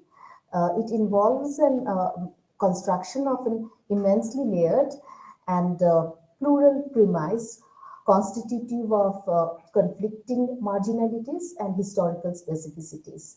Different kinds of histories, multi-layered histories, and marginalities are also not the same. I mean, different states have different kinds of narratives and different kinds of stories. So, while examining the centrality of overlapping and multi-cornered character of violence uh, in the Northeast, in the especially specifically in this region, Bhagat Oinan and Dhiren A. Sadokpam rightly point out that India's Northeast has often been qualified by a twin impression of being unique and exceptional. Ulam and Sadokpam had actually they have come up with a very comprehensive discourse and comprehensive book on India's Northeast. It's called India's Northeast, a Reader. And in the introduction to the chapters, they rightly point out that how it has been qualified by a twin impression of being unique and exceptional. So, as a lived space engulfing multiple realities and contesting socio-political and historical processes, Northeast posits a compelling framework of scholarly interventions. And in the recent past, there have been a lot of critical works that have focused on not just on the cultural and yes, somebody has raised a hand. No, ma'am, you can carry on. Oh, okay, okay. You can always, I mean, raise your hand if you have something to. I mean, you are free to do that. Yeah. So, as I was telling you, that there have been a lot of books, actually scholarly books that are being published, devoted to the study of Northeast from different kind of disciplines, disciplinary perspectives, anthropological, cultural, sociological, from history, uh, and of course from literature. And Tilottama Mishra, who was a teacher in the University of Dibrugarh, and she has done a substantial work on Northeast writings, Northeast literature. And if I'm not wrong, she was perhaps one of the first pioneer, scholars who had uh, edited a book on. Actually, it was two-volume book called the Oxford Anthology of Northeast Writings, uh, divided into the volumes were divided according to the genre. So in that she has very in introduction to the compilation of writings from Northeast India, she has very pertinently she argues that this term, and please note that she is using it very specifically and in an interesting way. She says that it is used quite as a often used as an emotive connotation for the seven states nestled together in one corner of the country. This is a quote I'm using, her quote that I'm using, does not actually denote anything more than a geographical term. And she further also contends that as it happens elsewhere in the world, geography is history in many ways. So the term Northeast has increasingly gained currency and is now frequently being used by both by the people living outside as well as within the region. The label Northeast has a colonial connection, as it is a term which the British colonizers coined for their administrative convenience. Even though the region is widely diverse and heterogeneous in terms of culture, language, geography, and demography. Sanjeev Barua, if anybody is working on this area, would be definitely aware of somebody like Sanjeev Barua, who has done a lot of work on Northeast studies. and his chapters have been widely published in different anthologies, and he himself has written books. He has very insightfully he has commented that, like all directional places, Northeast India also reflects the external and not the local point of view. How it enters into, Northeast as a term, how it enters into Indian lexicon, and especially after the formation of Northeast Council in 1971, how it has become a very common term to use. So, I mean, we are using it as an umbrella term for various reasons, and that's what I'm trying to, share with the audience. And so, keeping in context the peculiar geopolitical location of this zone, and also the varied contours of this of its cultural matrix, it becomes imperative to employ this already existing framework of reference to bring in the relevant textures of issues and representations. This is argued. I'm positing this in no way to, undervalue the set of intrinsic problems involving using this umbrella term. But then we'll have to go on with this, using this. Can we have the next slide, please, Dr. Shoykot?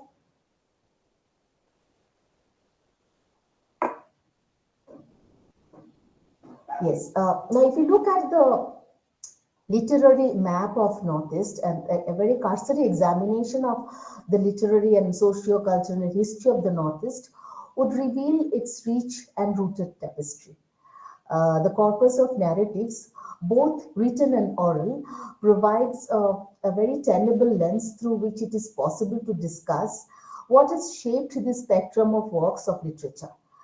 It has to be significantly observed here that the continuity with the oral tradition is evident in many literary works here, in which the derivation of mode and content is direct and immediate, because of which one can identify in their works, and please note, the signs and symptoms of textualized orality. Literature in some of these states has its origins in the heritage of rich oral tradition that has been vibrant and that has always occupied a primary position in a culture that doesn't have a written script. On the other hand, say for example, Meghalaya, Mizoram, uh, Nagaland, all these states would come under this ambit. On the other hand, states like Assam and Manipur do have their own script along with an oral tradition, and hence its literatures have been influenced by both these factors. So we find a kind of a coexistence of the oral tradition and also the written one. And somehow there is a constant negotiation, there is a constant conversation between the two, and how orality as a very important source has been adapted into the written structure, into the written ambit, and into the written narrative mold, and how it has been used. Its richness has been utilized and explored by many of these writers, by, I mean, both male and female. Almost all the writers have used that. So the literature emerging out of a written script is understandably different from literature that has evolved out of oral tradition. Now, techniques like chants, melodies, memories, and elements of drama are widely employed in oral narratives. Say, if, in the context of Meghalaya, there is something called Pawar, which is again a kind of a hymn, kind of a song that has been used. It's a performative art, but it's also used in literary texts. Many of the writers writing from Meghalaya, they have used a lot of, scholarly work also has been done in this regard. A lot of work, research has been done in this regard, and how the literary writings have adopted this, have embraced this, a very interesting mode of performance, and an interesting mode of expression, and has used it in a literary form. So production of, again, in production of various anthologies focusing on Anglophone writings can be viewed as remarkable attempts at foregrounding voices from this region and constructing a veritable map of literary representations. In this regard, I would also like to note here that two of my very celebrated colleagues, I'm sure you have come across their names, Robin S. Nangom He's a very celebrated poet from Northeast India, and also Kinfam Singh Nongkinri, who is a poet, a novelist, an essayist. They were perhaps one of the first, pioneer editors. They had done this work and they had edited a volume compiling different writings from India's northeast. So, and after that, subsequently, there has been a flurry of various anthologies focusing on different creative writings and also critical writings.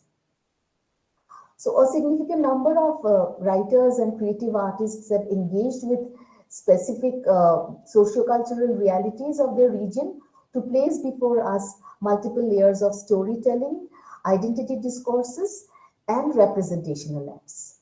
So, these creative accounts actually converse with one another and comment on a host of issues and concerns, thereby navigating different literary forms and conventions. Margaret Zama, who was again a professor in the Department of English in Mizoram University, and she had also edited a very interesting volume of work on Northeast literature. And in her analysis of Northeast India's literary production, she has observed very rightly that these literary works, and I quote here, usher in a different brand of literary repertoire in ways that depict the various communities, their linguistic registers, and the worldview they project in an endeavor to preserve their cultural and ethnic identities. So, over the past few years, writers here have sought new ways to illustrate and depict emerging realities of the time. So the discourse on Northeastern literature has been constructed primarily on the notion of difference. Certain common characteristics and features that are discernible in most of the literary productions emerging from the region lend distinct uniqueness and set it apart from the mainstream Indian literature. The experience and culture that are delineated in the literatures from the region also establishes its difference from the mainstream literature. So, justifying the use of the level Northeastern to designate literature from the region and commenting on the uniqueness of the literature emerging from the Northeast, Jahnavi Barua, whose works I will be discussing as I proceed with my discussion, herself a renowned author from the region. She's from Assam, but based elsewhere. She observes that the fiction that arises from this different place is naturally different from the fiction from elsewhere in the concerns it addresses and the manner in which it does so. Sometimes its concerns are universal, issues of family, relationships, nature, and the environment, but even that is informed by the place the writer comes from. This fiction is perhaps not what the reading public, have seen or read in the past, something they are unused to, and this new stream of writing has been called Northeastern to distinguish it from what already exists. So there is a kind of a heightened interest in fiction from this region. An important dimension that lends a unique characteristic to some of the writings from the Northeast is the discourse of marginalization and the resultant conflict that has been raging in the region. Hence, a distinctive feature discernible in some of the writings in English from the region is the strong political bedrock on which many of these works are based on. And given the turbulent times that the northeastern region had gone through, especially on account of insurgency, counterinsurgency operations, and the ethnic clashes, it is inevitable that the fallout of such disturbances will have they are going to, inevitably they will be impacting the literary productions of the place. So the emotions of horror, loss, sadness, anger, injustice, and resistance are apparent in different degrees. You will see that in these writings. The horrors of insurgencies and the loss of the customs and modes of rapidly changing society. Again, this is something which is afflicting many of these writers. They have taken up in a very big way in many of their writings this transformation, the constant transition uh, from a particular mode of society and then going to a different kind of a mode of society and societal living. That's something which has been taken up in a very big way by the writers. And these are the strengths that and threads that bind the writings from the region together. So there is a meeting together of the past and the present in many of these works, reaching across the states of the region. Uh, the urgency and the fervor to assert cultural identity that is displayed in the region's writings also emanates from an awareness to reclaim the past where indigenous traditions and cultures were pushed to the margins by the coming of Eurocentric models of education and concepts of modernity. Something which is very palpable and something which is very tangible, especially in the state, because I have been working here in Shillong for last many years, and uh, I have seen that when it comes to the colonial past and how the colonial past has impacted and informed the present, it is throwing up so many different kind of critical questions and the models of education and how modernity has arrived here and by collecting and printing the oral and written literatures of the past and producing reinterpretations of it through literature, how identity assertion is being established. If you take the case of different kinds of subnationalism that has emerged in the last many years, we would be able to relate to that. Mm, and that's perhaps one of the reasons that very often in our common conversation, in the course of our conversation, and something which has been used extensively and frequently in our vocabulary is that we use Northeast India vis-a-vis the mainland or the mainstream India, mainland India. Even I have seen that when we discuss in our PhD classes and elsewhere also in any kind of discussions, academic discussion, this is something which is used very often, and this constant juxtaposing or this constant juxtaposition of the two that is being used to denote certain notions, to denote certain issues. Now, coming to the women writers, because I'll be focusing on women writers specifically in this discussion. Dr. Shulkat, can we have the next slide, please?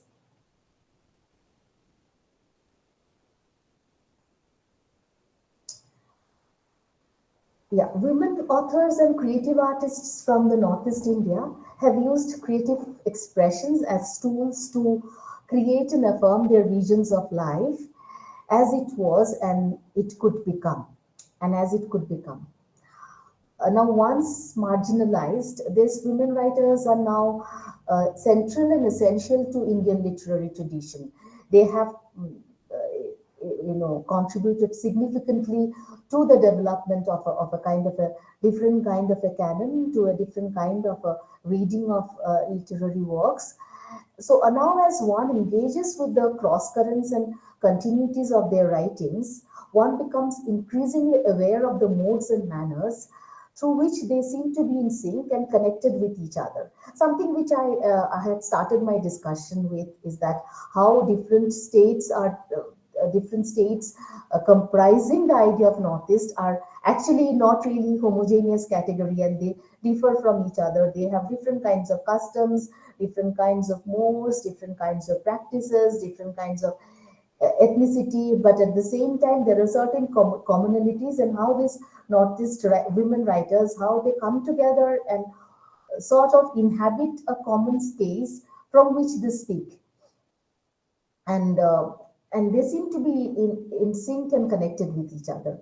So, in their endeavors to authenticate the experiences of women communities and establish a context for interpreting the traditions of the past and create a sense of place and community, a league of women writers writing from the Northeast have played a very crucial role in deepening the study of Northeast literatures. Uh, and in many of these writings, along with various other issues, perhaps which is not really a part of my discussion today, but then something which is very important strand in many of these writings, women's writing, is that there is a very strong sense of the place, very conscious understanding of the place, and how this the understanding of the place or consciousness about the place gets reflected and explored in their writings. It's very, very interesting, especially with regard to writers like Mamang Dai, Temsula Au, Esther Siem. All of them, they have engaged to the idea of the sense of place and placed them uh, before the readers through their writings. So their writings reveal in more ways than one how these authors have sought to understand the interior self in connection with society, historically and politically. So while negotiating with numerous restricting social circumstances, they have exhibited agency in playing a significant role in the production of regional historiography. So especially the states and the zones with strong and very rich oral tradition, how they have this interface between the history and literature, how it has shaped and how it has played a very important role, a very critical role in the production of regional historiography is very, very interesting. So, and keeping in mind, say, a writer like Mary Brand's prescriptive norms about writing literature that would be at once intellectual and intense and written honestly and without fear, it can be said that many women authors from the Northeast seem to have embraced this in their literary endeavors. Ashley Tellis, who has worked on Northeast, and in one of his essays, he argues that women writers from the Northeast are doubly minoritized. And he elaborates his claim, and I will be using a quote here. If the Northeast is considered a minority space in relation to the Indian nation state, women are produced as a minority category, even if they constitute half the population, and added to the list of other minorities, Dalits, tribals, women, the disabled northeastern women then are doubly minoritized on the basis of region and gender. Something which has a resonance, perhaps as students of literature, when we do say African American writings, or we do black writings by black authors. We, especially the black women's writing, we talk about this the doubly marginalization, the doubly minoritized aspect and dimension of their writings, and something which is also there reflected in the writings of the women writers. So most often women's creative interventions from the northeastern region have been seen as demonstrating imaginative spaces that reiterate certain stereotypical attributes, often connected with the conception of this particular region as a conflict zone. And especially if you look at the Anglophone writings and the women writers who were writing and beginning, the first generation of writers, especially writer like Temsula Au, to a certain extent, Mamangdai also, Esther CM to a certain extent, to a considerable extent, have actually taken up this theme of the conflict, something which I'll be discussing a little bit as I proceed with my discussion. It is argued that these fictional narratives offer compelling insights while drawing our attention to frequently ignored challenges surrounding effectiveness and accountability that violence and strife often generate. Now, current and dominant theses examining the subject of violence and protracted conflict are conceptualized as gendered, lay bare its own lacunas and gaps. While it is true that women and children are adversely affected and violated in terms of gender selective violence during conflict, situations, and the dominant version of the narrative has several limitations and misconceptions as well. The issues reflected in these writings in English may have been represented in the vernacular writings of the regions, but it has remained confined only within the circle of readers who are familiar with these languages, especially in Manipur and in Assam and also in Tripura. You have a very rich tradition of vernacular writings, and women have also contributed in their own ways. Say, for example, Chandraprabha Saikia or Kamalalaya Kalita, and many of these writers they have written in the recent past. We have Arupa Kalita Patangya or Rita Chaudhary. They have written a lot of narratives. But some many of these works have not been translated, though a lot of translation work is going on. A lot of translation project has been going on. The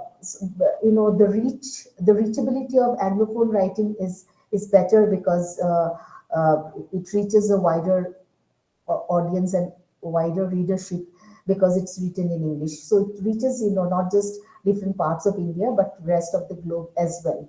So when I say that, the violence has come up as a very important motive, as a very important trope, what I want to reiterate here is that it's not just in the Anglophone writings by women authors, but also in the vernacular languages literature that are being written by many of these women authors, which have not been translated. There also we find a similar kind of expression and similar kind of engagement. The writings in English, however, have overcome this limitation, as I say, and much that is written today in the fiction and poetry in English coming out of the Northeast have never been placed before an English reading public earlier. But now we know that in many of the Indian universities and also elsewhere, we have dedicated components of Northeast writings. Even in women's writing, say for example, in a course like women's writing, we do have representation of women writers writing from India's Northeast as part of the course, as part of the syllabus. And that's an interesting development. Mm. So, thus, in terms of representation or visibility of literature from the Northeast, the emerging body of literatures in English from the region, it does play a significant role. So, here it must be acknowledged that renowned writers like Temsula Ao, let me share with you that she was our colleague in the department. She was the Dean of Humanities when I had joined English department. And after that, she went to Nagaland and became the chairperson of the Nagaland Women's Council, and she passed on recently. And Malsumi Jacob, hailing from Mizoram, Mamang Dai from Arunachal Pradesh, Eastern K. Reagan from Nagaland, Esther CM, who is again a colleague in the department. She also retired just last year. And many more have narrated through their creative interventions far-reaching potency of stories of violence and conflict as an ideological force, something which Lynne Hanley, in a very different context, I am using this, where Lynne Hanley, in her edited book on writing war, fiction, gender, and memory, she elaborates how these narratives are particularly potent in shaping our imagination, indeed, our very memory of war or conflict. So their writings share a bond that reaches across the political boundaries. The women writers who write in English from the region are finding a voice, and their presence have been felt in the literary world. To write as a woman and to write with an intention to foreground the differences with the men's perspective is the task that these women authors aim at. Their writings seek to transcend the influence of male literary tradition and male cultural imperialism in order to create an original, primary, and independent art. It is a body of literature that purposefully and collectively concerns itself with the articulation of women's experiences as well as individual identities. And it is being guided, this entire corpus is being guided by its own impulses to autonomous self expression. So, reinterpretation of the myths, questioning the validity of these traditions and practices that have circumscribed them in rigid roles, challenging the codes of morality which have subordinated them and liberating themselves from the unchanging groups of societal relationships are some of the subversive ploys that women writers employ to change the status quo. They bring in a female perception into social, literary, and political issues in the Northeast.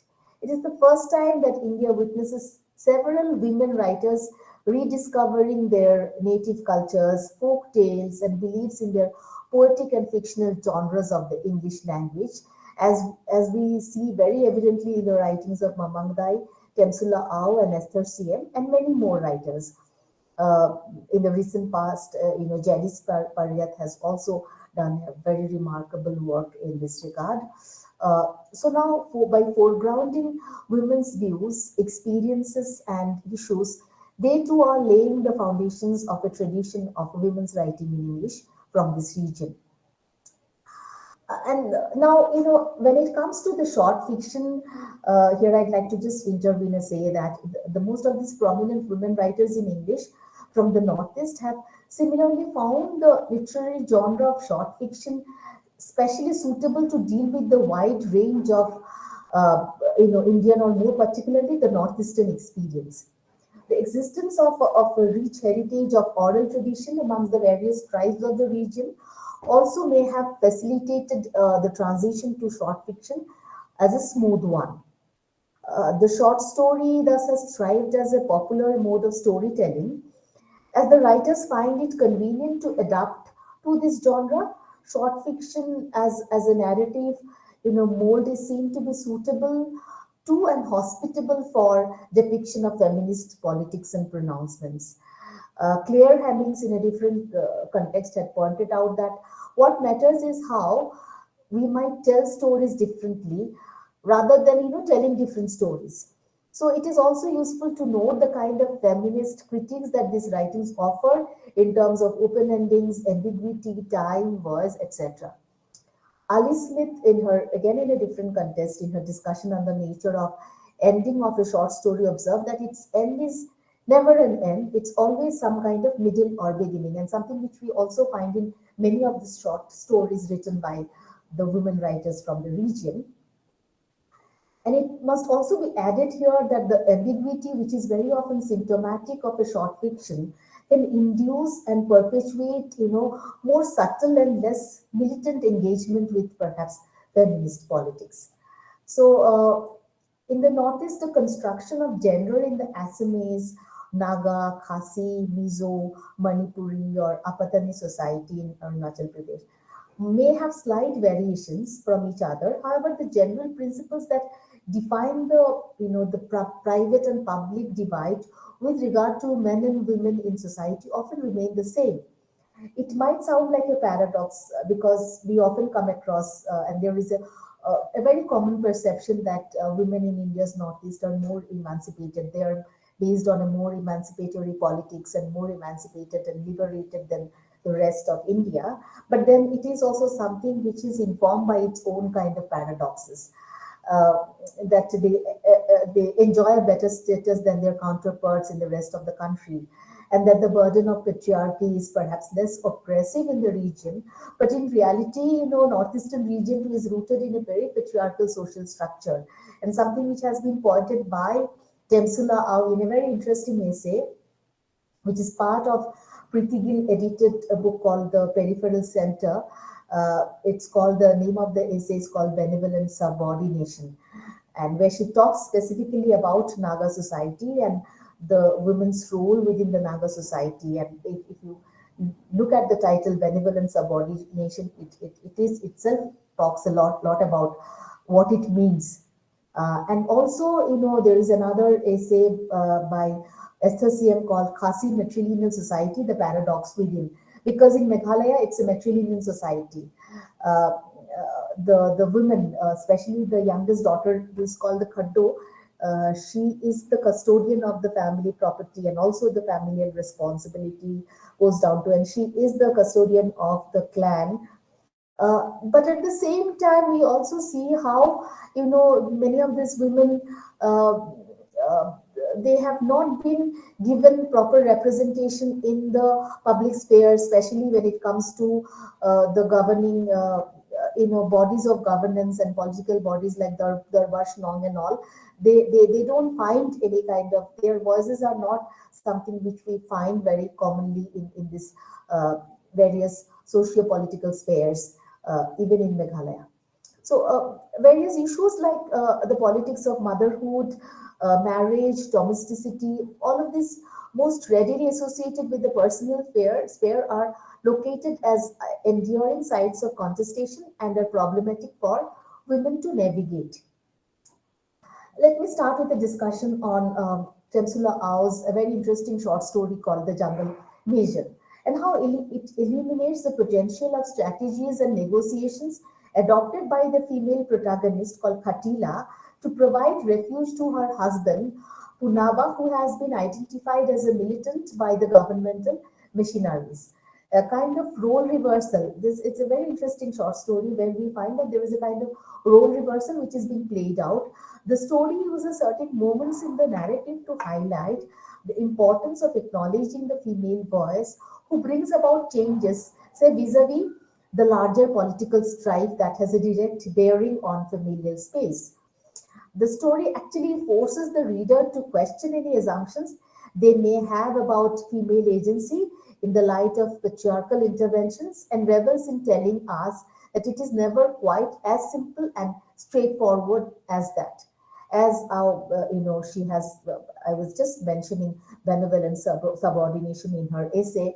She states that Naga women would continue to suffer from remnants of this psychological trauma of subordination, which appears to be a paradox within the modern educated self. Another story by Temsula Au, The Last Song, which shares pronounced resonances with Nini Lungalan's. I'm sure many of us would have read, Temsula Au, and Temsula Au is a very important presence in the Indian literary tradition. Nini Lungalang is a fantastic storyteller. She has written poems and also a lot of short stories, which is part of our own, PhD program. Another story called Child of Fortune. It just like Temsula Au's The Last Song, they depict the ways in which women and children have to cope with daily occurrences of violence at their very doorsteps. In a very different context, something which Virginia Woolf had mentioned that when she was talking about the intricate relationship between women and war, and uh, the way she was negating the conception of female patriotism, and she had said that as a woman I have no country, as a woman I want no country, and as a woman I have my country is the whole world. So stories such as The Last Song or Child of Fortune examine how the women members of a family undergo fear psychosis of the militaries, and also the pitiable condition of law and authority mandating these places, and the manipulation of power and law by the security forces, how they are being played out in these narratives.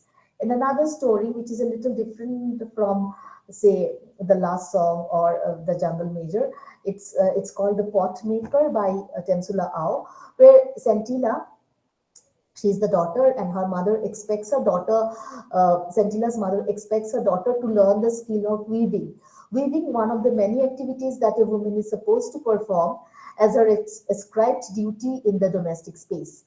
But this daughter, she is very keen on learning, pot making. She doesn't want to learn weaving. Weaving is a very important craft, which is part of their tradition, and I'm sure you might have come across these very beautiful Naga shawls and Naga different kinds of handicrafts and handlooms, where we find a sample of this weaving. So, frustrated at her daughter's indifference towards weaving, she complains to her husband, and I quote, I don't know what will happen to our daughter when she grows up. She seems so reluctant to learn the craft. She won't even pass the yarn ball properly when I'm at the loom. She will grow up to be a useless girl. Please note that. And no man will want to marry her.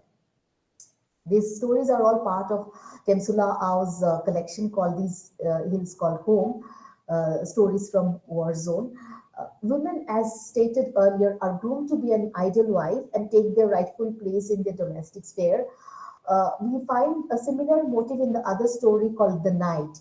This is also about the mother daughter conflict, and daring to be a single mother with two children born out of wedlock. Imnala is the protagonist. Her stance to face the village council and defend her conduct before the public. Uh, Public forum, it kind of poses a challenge to the traditional mores and notions about women, and also effectively debunks the male-oriented arguments that seek to legitimize the institution of marriage. The Curfew Men again is a story by Temsula Au, which dwells on the predicament of the common man caught in the crossfire between the warring forces, stricken by poverty and struggling to make both ends meet. Satemba is forced to take up the precarious job of a government informer while feeling guilty of betraying his fellow men fighting for freedom. His wife, working as a maid, is highly disturbed about her husband's safety. Jemtila's anxiety reflects the predicament of many such women living in those troubled times. However, it is not only the loss of domestic peace and harmony that the people in general and women in particular have to contend with, something which has been pointed by Urvashi Butalia and Roshni Goswami. They said that how women are also subjected to inhuman physical violence like rape and murder as their bodies become the site of contest for the warring factions. And now women are exposed to vulnerable situations as they're subjected to male gaze, physical violence, and sexual politics. Now coming to another writer like say Mamang Dai, and stories included in her book Legends of Pansam. These stories also talk a lot about multiple marginalities played out within social structures in the context of Adi tribes of Arunachal Pradesh. Now, in many of our stories, like we find character like say RC, challenging the social and cultural expectations which surround young women and critiquing the roles and guidance that suggest a woman's happiness, how it depends upon being married and conforming to so traditional domestic roles. Many such stories actually act as metaphors for how feminism needs to learn from those outside the dominant standpoint in order to understand and address diversity fully. Now, RC finds her life as a woman in the traditional setup of the village to be very suffocating and oppressive. But an elderly woman reminds her that there is no escaping a woman's lot. No matter how RC feels, she has to eventually marry and be a wife and bear children. So, thus, RC's desire to escape into a world of freedom and possibilities is constantly being met with this grim reminder by the elderly woman called Mimi, and she is advises you must marry. A woman's marriage beats and obligations she fulfills as wife and mother are the true measure of her worth. Her counsel to RC is a telling commentary on the status of women in the tribal society, where the grueling tasks which are passed off as the duties of women do not even allow them the time to think, where the discourse about the bounden responsibilities of a woman revolves around marriage and the obligation she fulfills as wife and mother. Now, coming to another writer like, say, Janice Pariyat, her stories like Eco Words or Aerial View do critique the institution of marriage in a powerful manner. This narrative, emphasize uh, falls on the women's experience as wives and the impact that they have had on their sense of identity. Uh, a kind of an illuminated instant. The Genesis narrative strategies are a little different. A temporal moment of clarity that the protagonist becomes aware of herself and acknowledges the potential threat that becoming a part of somebody else means to her. Indeed, it is her privacy and her self possession, markers of her own individuality and sense of self belonging, that are threatened by marriage. Issues of enclosure and control are again reflected in the structures of the stories. Say, for example, in Aerial View, there is a pervasive engagement with the notion of time and its flow. This is particularly significant because it is through direct, discretionary time that an individual's freedom and agency are realized, and this free time signals a kind of an ability to pursue personal goals. Uh, so Pariat's stories look into the issue of female desire for freedom and joy, the unabashed desire to seek fun, as in the case of a very interesting, very beautiful story called Light Bloom, or also desire for companionship, which may even rest on the verge of lesbian urge of female bonding, as in the case of stories like Secret Corridors or Boats on Land. In the story Eco Words, Banri, a woman whose husband abandons her is mocked at because of her broken marriage.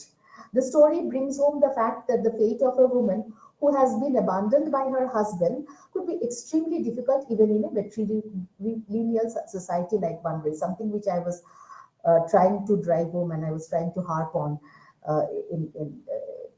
as I was discussing the matrilineal society of Meghalaya.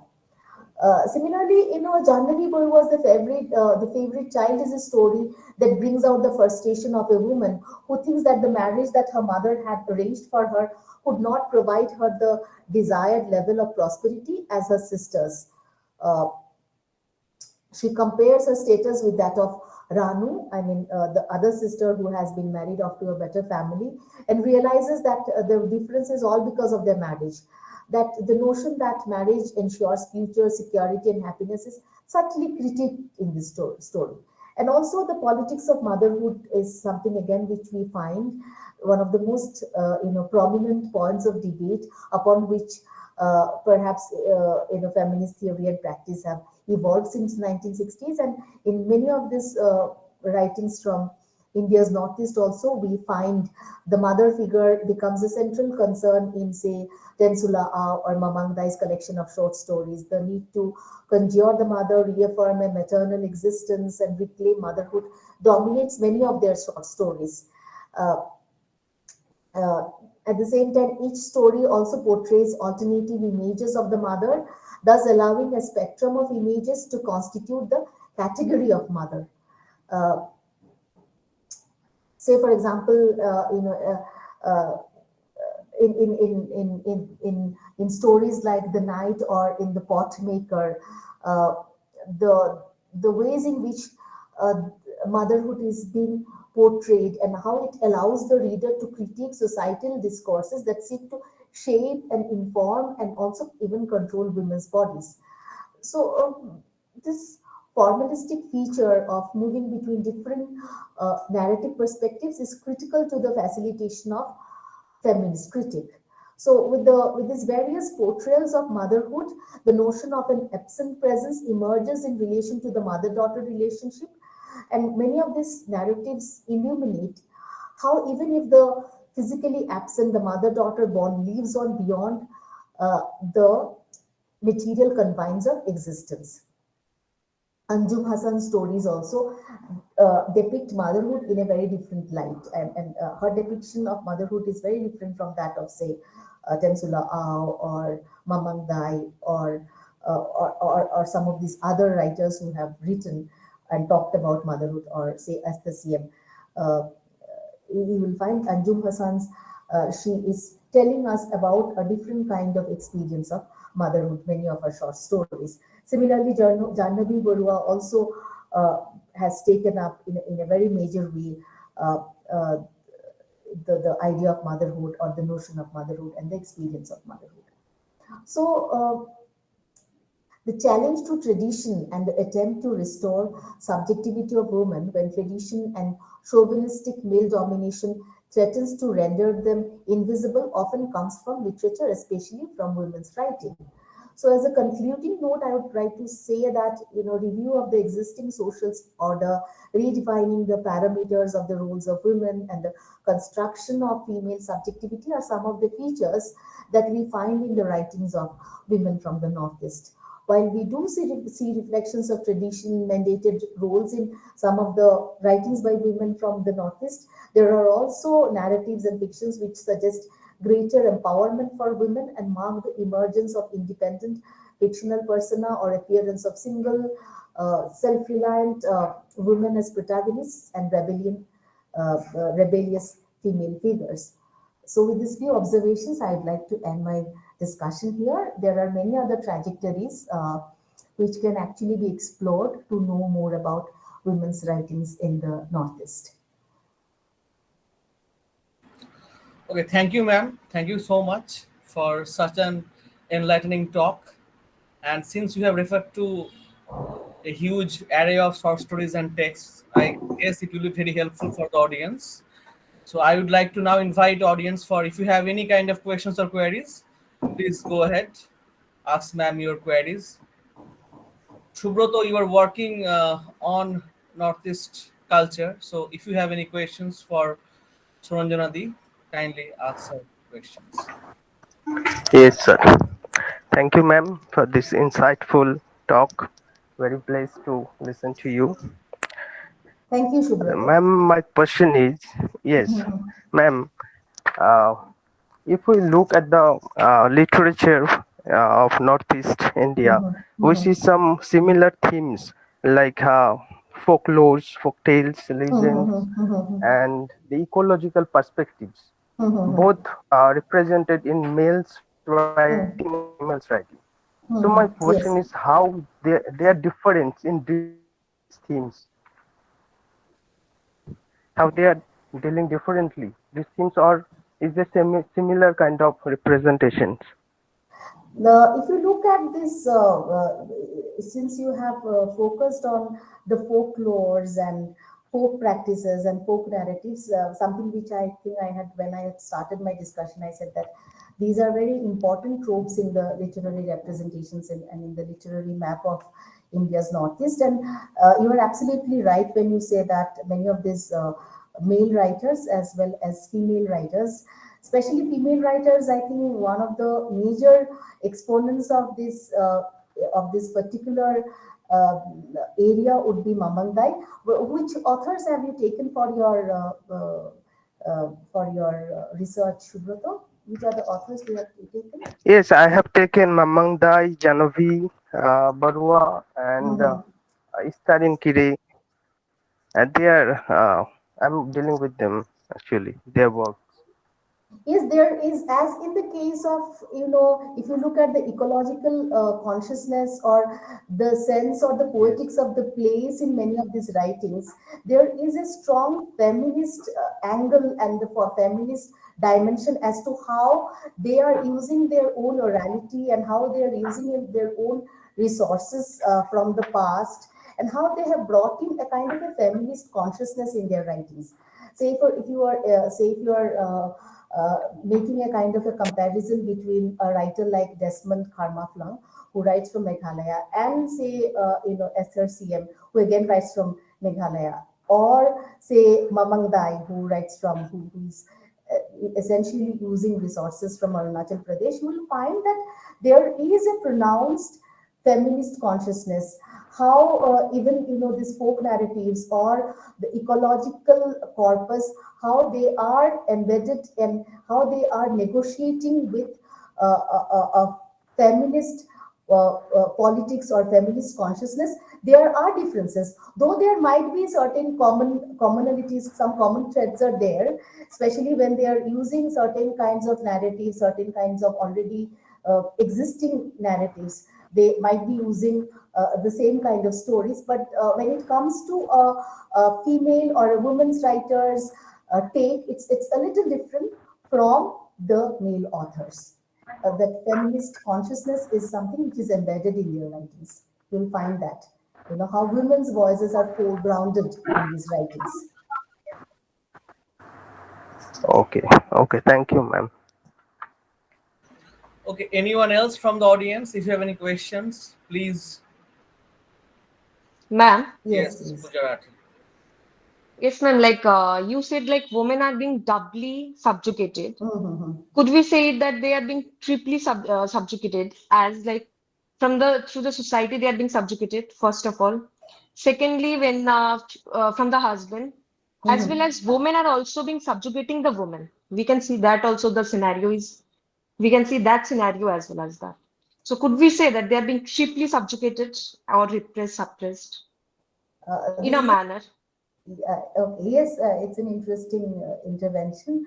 Uh, Perhaps it is not just specific to women's writing from the Northeast. As a familiar space, familiar space is seen as a very problematic site of contestation and Yeah. subordination and subjugation. Yes. How it becomes a kind of a hotbed of patriarchal intervention. We are all of us are aware of that.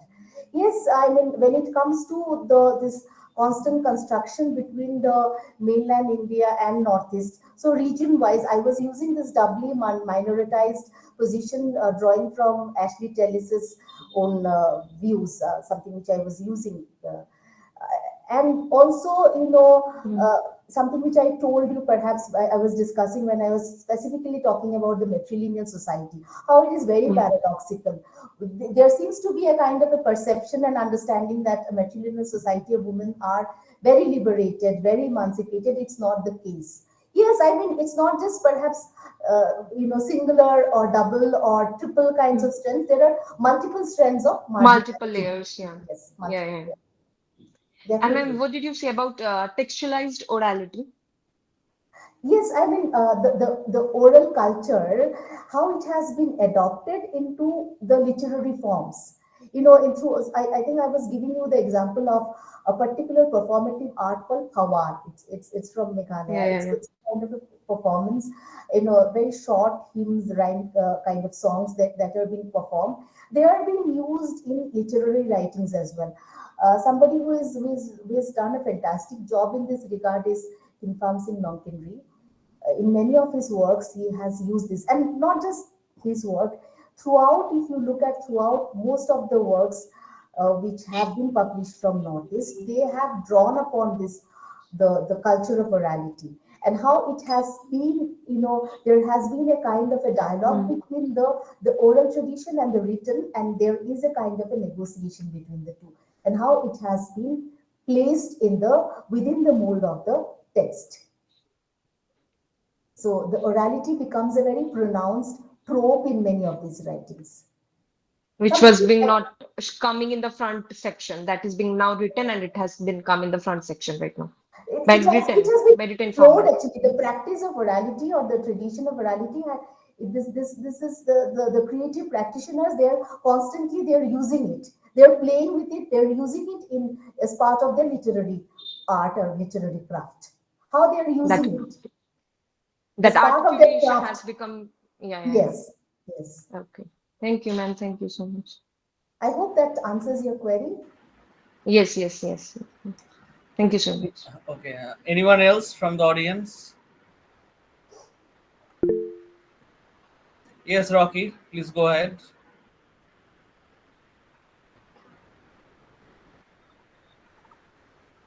Hello, ma'am. Am I visible and Hello. audible? Yes, yes, you are visible and audible. Yes. Actually, ma'am, uh, just because you were talking about the Northeastern literature, I think Mhm. Northeastern literature is incompleted without talking about Indira Raisam Goswami. To me, actually, Yes, yes, I'm yes, of course. fond of her writings. So, Indira Raisam Goswami or Mamoni Raisam Goswami, Mhm.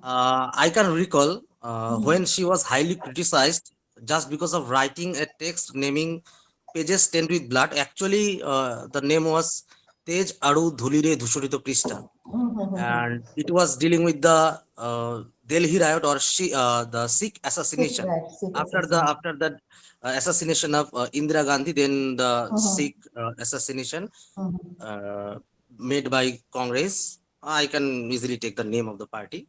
So, ma'am, my question is that actually in that particular text, Mhm. Mamoni Goswami or Indira Raisam Goswami, she Mhm. has talked about a woman professor who Mhm. was in relationship with a rickshaw puller, and Mhm. in that meantime, Mhm. the women critics, they Mhm. criticized her because Mhm. how she could portray a woman professor having an affair with a Mhm. Mhm. rickshaw puller.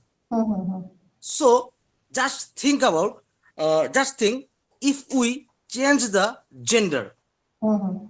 if we change the gender and make it that make it as the rickshaw puller is the professor, male professor, and the professor actually who was female. She is not professor.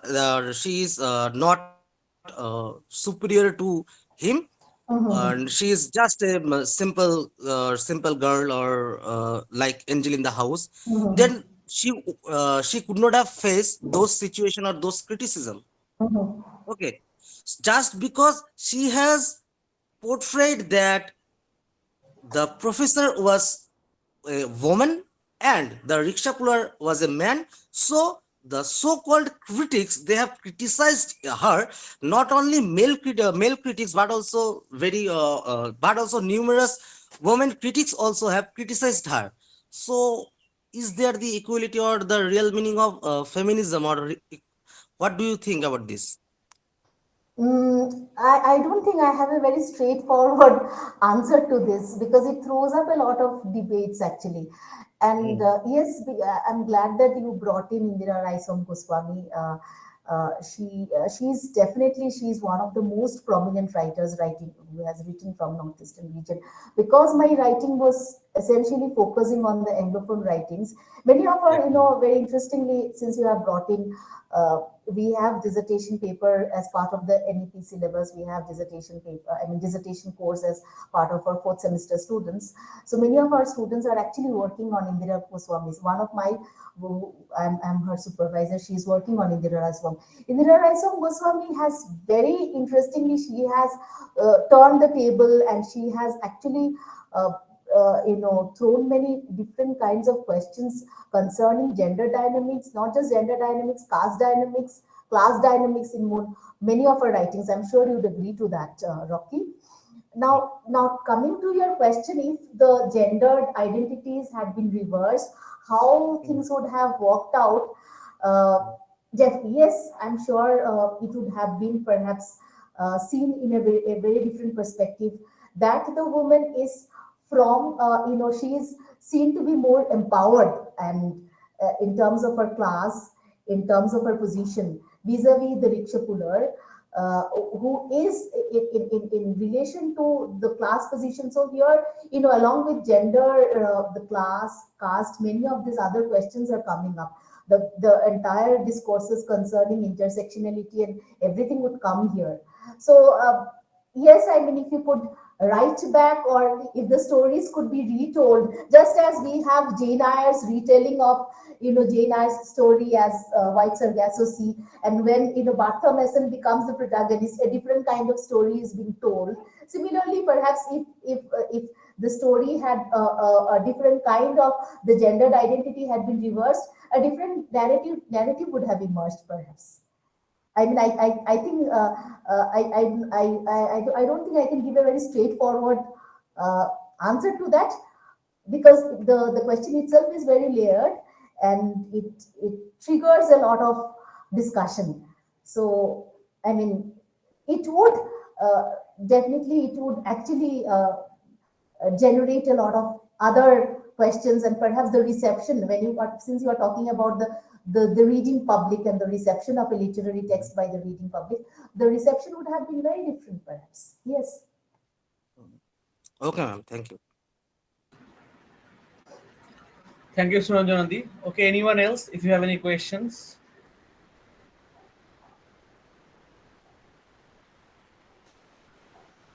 Okay, I just want to know something. Suranjanandi, you talked about, I mean, you referred to rather, Tiamsulao's essay with regard to that margin periphery debate. What is the title of that essay? Benevolent subordination.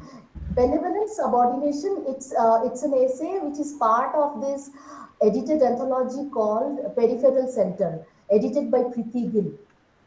Where she is actually telling us about she's telling us about the essay starts with a personal anecdote where she talks about a particular convention where a woman actually, she at the beginning of a particular convention, when she says that Naga society is also very gendered. I mean, she says, and she places this opinion before the house, and the kind of reaction it generates, that talks a lot about benevolent. Just look at the idea. If you look at the, the title of the essay, benevolent subordination, because on the one hand, many of these Naga women, they are seen to be very educated, and They seem to be, there is always this constant kind of a claim that is being offered, that is as compared to many of the other parts of India where women are kept under veil, or they are not being allowed to go to schools and get education, receive education. Naga society is much more liberated. Temsula is actually contesting that idea, Okay. and she's saying that it's not that, and something which perhaps many of the scholars, if they're working on historical period, there is a very beautiful novel called The Terrible Matriarchy. It actually talks about that.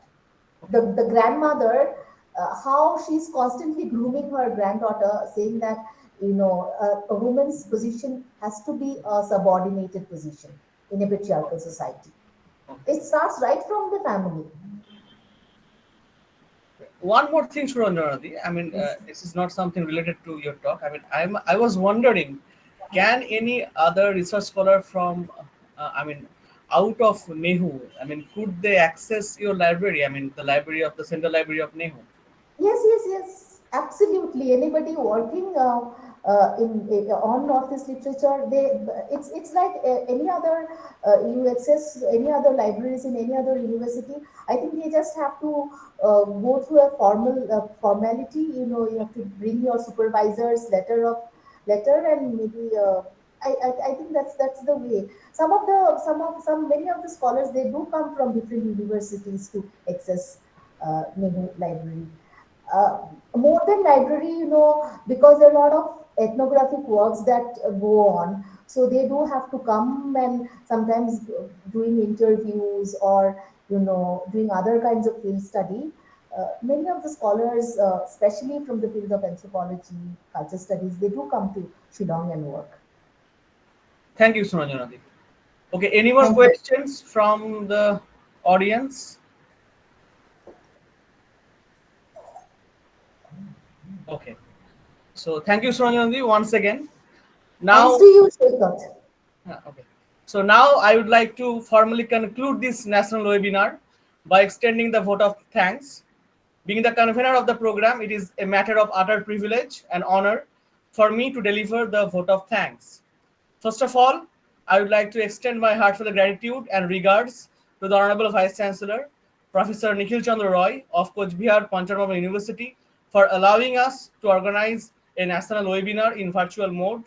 I am very much indebted to Professor Pradeep Kumar Kaur, the registrar of this university, for his continuous support. I am immensely grateful to Professor Jyoti Prasad Roy, the Dean of Arts of this university.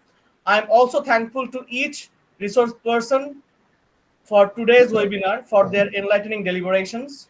I am grateful to Dr. Sonath Hamazdar, Head of the Department of English, for his cooperation and his gracious presence.